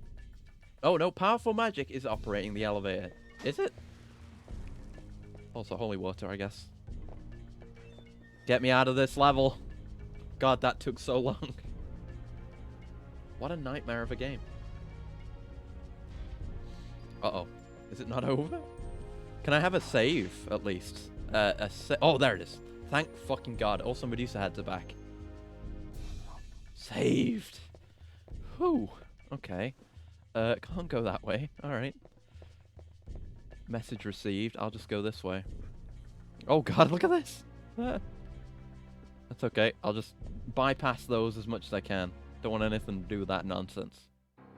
Dual Tower. Uh-oh. That's a bit of a frightening name. Uh-oh. Uh-oh. Oh shit. Is it a boss rush? I don't have any healing items if it is. Oh my God. This fucking lock-on is bad. Lock-on is bad. Like, the reticle was red, but my attack didn't hit. I don't get it. Maybe red's bad. Maybe yellow's good. Actually, that would make... Maybe that is it. Maybe it's not. I don't know. There's no consistency. Time to do. Yo, move. Oh shit. Oh. Yeah, it's I barely remember any of the barely remember any of the Yu-Gi-Oh anime, but there is a podcast. I only listened to a couple of episodes of, but it was very entertaining. I'm just randomly shilling because it came to mind, and I need to go listen to more episodes of that.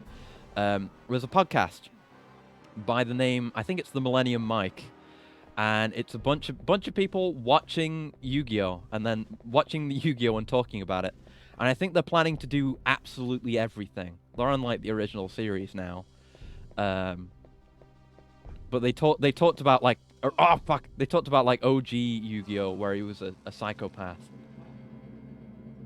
as well. But oh fuck. And I don't play card games, so I don't know anything about this. Also, I lost my progress. Cool.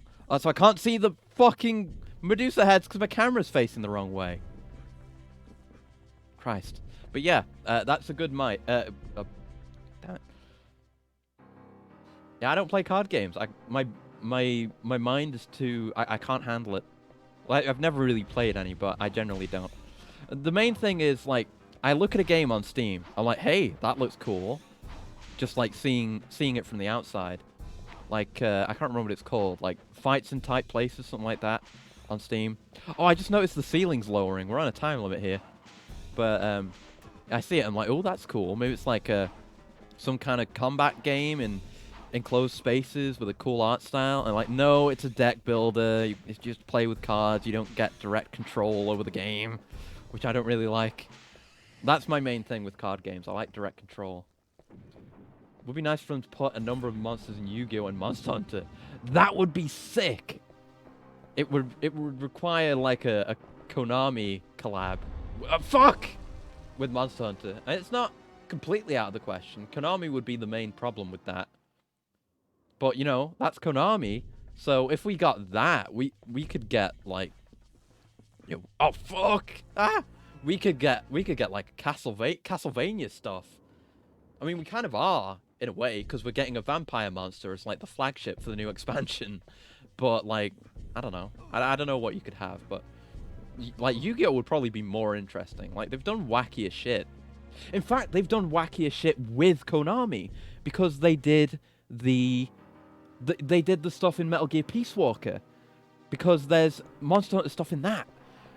There's side-ops in Peace Walker where you fight Monster Hunter monsters. And there's a unique Monster Hunter monster in it called Gear Rex. And it's like a Monster Hunter-ified Metal Gear Rex.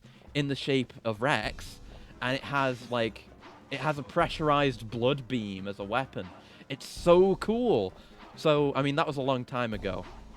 And I trust the Konami of now less than the Konami of then. But it's not out of the cards, and yeah, fighting some of those monsters, like Yu-Gi-Oh! Monsters, in Monster Hunter would be sick. No, I don't think they've done any collaborations in Rise where it's like, oh, we added a monster from X, like they did in World, where you get to fight like the Leshen and the Behemoth. That was insane. They haven't done anything like that in Rise, I don't think. The collaboration quests are more low-key, but you do get some cool rewards for them. Is this where we need to go? I think so.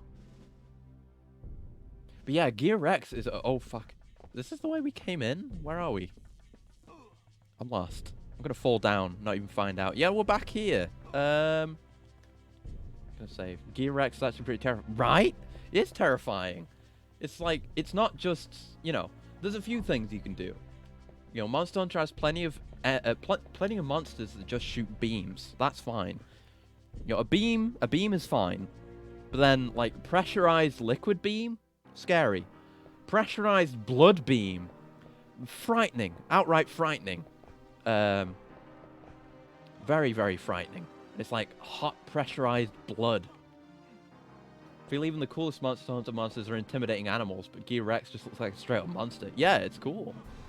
Like a good thing that I also like about Monster Hunter is that they try to imbue a sense of realism. And now, realism is a word that I think is often misused. Realism doesn't mean that something is realistic. That's like fidelity, you know, and being realistic is not realism. At least in my eyes. Oh, that was kind of slick, actually. But for me, realism is convincing you that the world that you're playing is real. And the way that Monster Hunter does that is by having a lot of... like, the ecosystem feels real.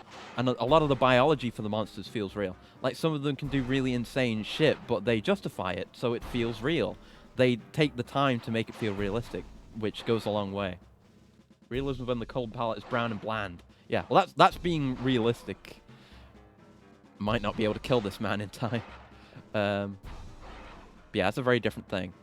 But I was thinking about this earlier, because, like, you have monsters like Royal Ludrath, who's basically a big chump, very easy, but his whole gimmick is he has a giant sponge on his neck that absorbs water, and then it can do water attacks. And you know, you can carve parts off the lesser Ludraths, and they will their carve rewards will be like immature sponge. It all makes sense. I might not survive this one way or the other, whether I get crushed or cornelled. Okay, he's dead. Let me out. Let me out. Oh dear. That was very close. I don't have any healing. No BGM plays. The most realistic monster is Kezu. Yeah, no BGM. I've noticed that about Kezu. It's weird. I guess it's an intended thing. He just doesn't have any music.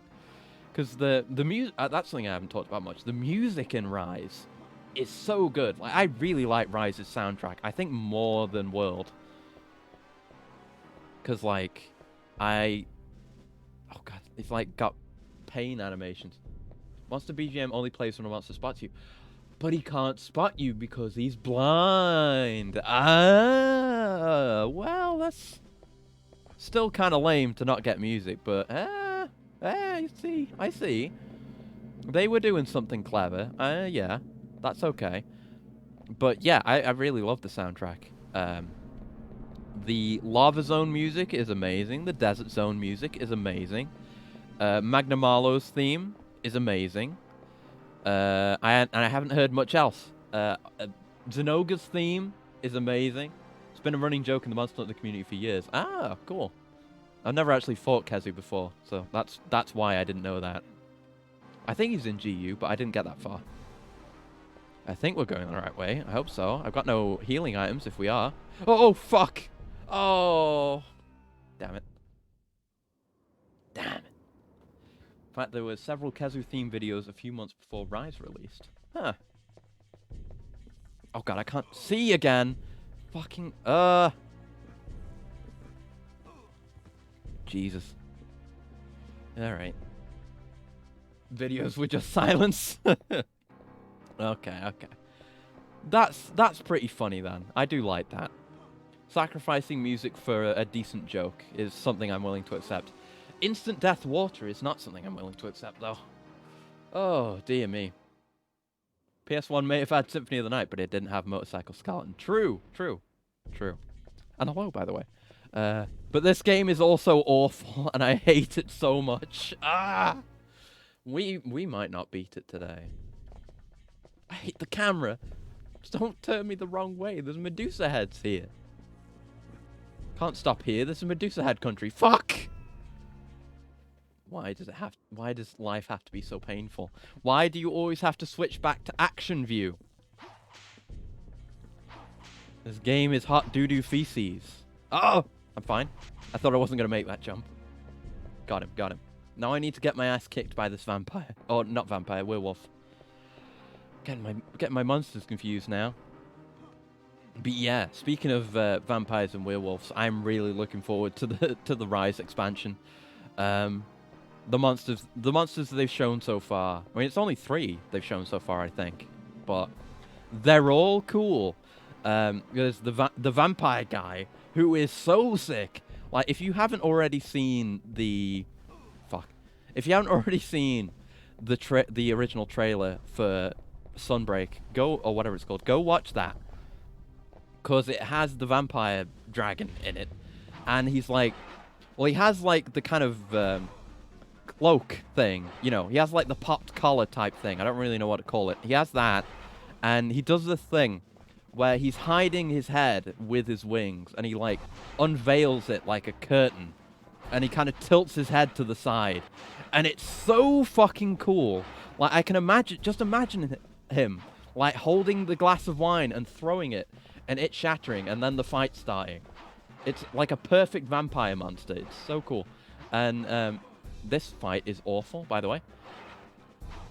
Then there's the werewolf monster that they've revealed, which is the other new original monster. I think is called Lunagaran. It's like a variant of Odogaran, if you know that monster. But it's a werewolf, and it gets stronger under the full moon, apparently. And also, one of the ones I'm also very hype about, returning monster. I think it's this variant, because there's a few different types. Daimyo Hermitar, whatever it's called, which is a giant hermit crab with a monster skull for a shell, which I have fought in GU. It's a cool monster that I like, and I'm glad he's coming back. And we get, like, representation for more non-wyvern type monsters, which is great. Love me that. Also, I have less health. Well, I have more health than I did last time, but I still have less health than I would like. But yeah, I'm really looking forward to Sunbreak. I don't know what the situation is with it and PC. I don't know if they're actually aiming for simultaneous PC release or not. I haven't been paying attention to that. I guess to avoid disappointment when they don't do that? I don't know. I would very much like for that to be a thing. It would be a very cool thing to do. Konami! Konami! Yeah, I was crying out to Konami when that happened, but I was thinking about Capcom. I do reasonably like Capcom. They make games that I like fairly often. At least nowadays. They didn't for a while, but now they do again. For the love of God! I'm not dead. I'm not dead. I'm not dead. I'm not dead. All is not lost. Go! Oh, God. Oh, shit! Oh, my God. Oh, my God. Seen Malzeno before. I forgot how cool it looks after all these months. Right? Also, a name like Malzeno. Very sick. Ah! Not happy about that. Not happy about that. Not happy about that one bit. Oh, what a miserable fucking game. Got to do that werewolf fight again. Hey, maybe we'll end up with more health, but more than likely we'll just die to insta-kill liquid. Oh. God. But yeah, it's gonna be sick. I trust Capcom. They make good Monster Hunter games. Things are well with Monster Hunter, and like I've been saying basically all stream, I like Rise a lot. Done a lot of good things for my favorite weapon, Lance, and seems to be doing good things for other weapons too.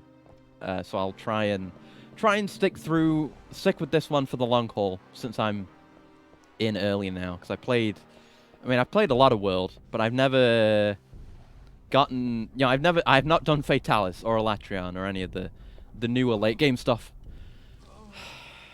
Yeah. But this, yeah, I wanna see this one through and get fully confident with the current state of Lance, and I almost fell, and I fell. And then try more weapons. Get good with more weapons, because I've basically played exclusively Lance for years now, ever since I picked it up. Like, I've gone around a little bit, like I tried bow and light and heavy bowgun, and I like those. Played a fair bit of those. But I want to play some more. I want to play some more weapons, but gonna max out on lance first, I think. Oh fuck, the side jump. Forgot, you have to be facing the way you want to jump, or you're gonna do that stupid side jump that you never use for anything. How can I forget the stupid useless side jump? How many times are we gonna do this? Why does every level in every Castlevania game, except Symphony, have to be a miserable, painful, agonizing quest? Why does every Castlevania game need to be bad? Konami, why can't you just make a good one?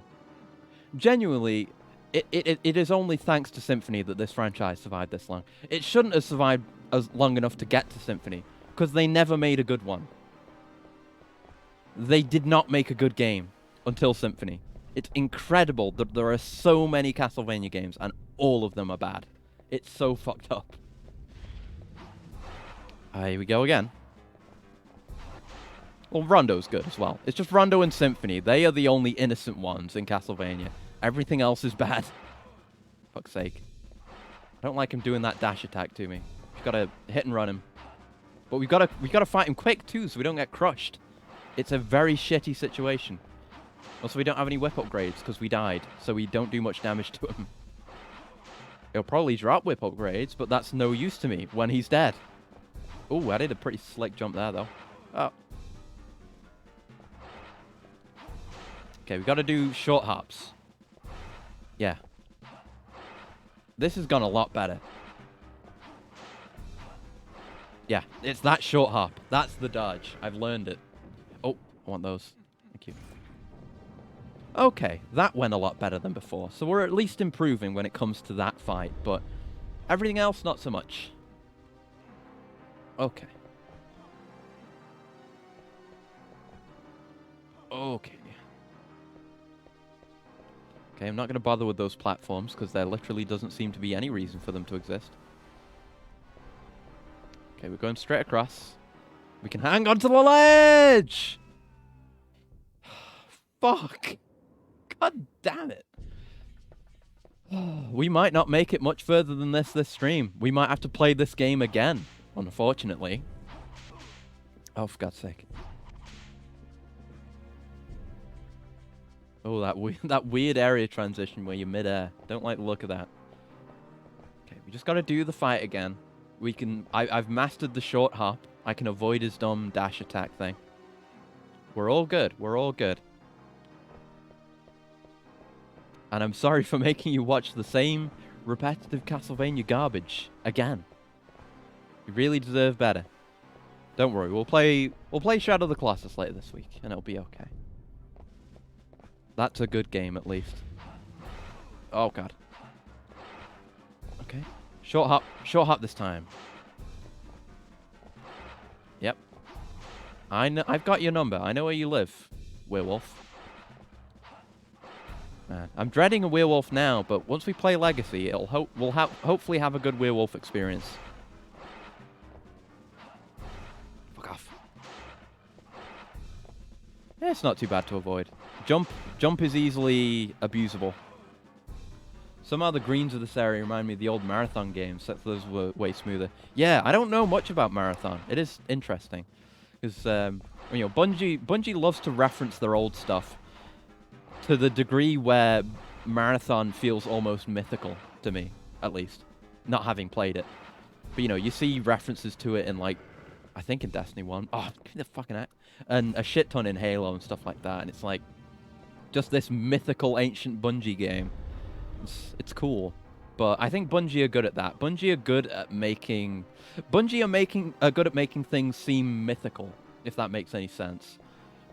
Like, Halo always had that impression to me, and they leaned into it fucking hard in Destiny 1 and 2. That's something I just think they're very good at, for all their fuck-ups with Destiny. There was always a good vibe with the atmosphere and the story. The atmosphere was always good, but the story wasn't always good. But they always, you know, developed that kind of mythical feeling about it, which is great. Only tried Marathon this year. little odd but cool overall. And I get where you're coming from in the mythical feel. Yeah, it's great. Like hardly anyone, people try and do mythical stuff, but even just within, like I say, just within Destiny, they have that with their own lore. Never mind the Halo stuff and the marathon stuff. But yeah, it is very cool. I don't remember what my point I was gonna make was. Fuck. You know what? I think we might call it there. I think that might be it. We're gonna have to continue this on Saturday, and hopefully finish it and then start Legacy. But this is real rough. I've yet to play the other 2 marathon games. I have many streams to see. It's nice to save something for when the internet goes out. Yeah, I guess that's nice. Speaking of which, I think I might have fixed my internet problem. Maybe. I think it might have been a problem with the Ethernet cable I was using, because I switched it out when I set up the PS5 to a different one, and the problems only started again when I had that plugged in. And I've switched it over temporarily to the one I was using for the PS5, and I've had no problem with it since. So I'm going to keep an eye on that. So we have another Ethernet cable that I used, that I was originally using for the computer that is gone somewhere. I'll have to find that or get a new one. But anyway, I'm going to call it here because this game is driving me insane and I can't continue. But yeah, that's yeah, like I said, that's it. But yeah, we've got more this week, I guess, because I need to. Oh, the capture has died. Why is that? Not that it matters, but yeah, yeah, I'm gonna leave it there. Not drive myself too insane with it. We'll continue this on Saturday, I guess, instead of Legacy, and hopefully we can finish this and then just go straight into Legacy, so we can compare if it's really better or not. And then I think I've got my schedule right. Wait, have I? Have I got my schedule right? Hold on. I might have it wrong, actually. Let me check. Need to be sure of my schedule here. No, yeah, I was wrong. Yeah, we'll do Legacy. We'll do this and Legacy on Thursday, and then we'll do Shadow of the Colossus on Saturday, as is on the schedule. But yeah, that's it from me. Let's find someone to raid. Oh, I know who's on. I think I've raided her like once, but very, very cool person and good game enjoyer. Arippy is on, playing Super Metroid, which if you've been around for a while, you've already seen me play, but it's a very good game, and you can go see her play it. She's very, very, very lovely alien, very fun, and I don't know, I don't usually get the opportunity to raid her very much, but yeah, thank you all for coming along. I've had a good time. Like I said at the start, it's felt like a while since the last stream, and I was feeling a little unsteady, but having streamed again, this was a lot of fun all the way through, despite all the pain, and I had a good time. So thank you for hanging out and making this stream an enjoyable one for me, because you guys are the ones that make it all good and worth it. But yeah, I will send you over now. Have a good one, because Ari's great and Super Metroid is great, as you should know. And goodbye.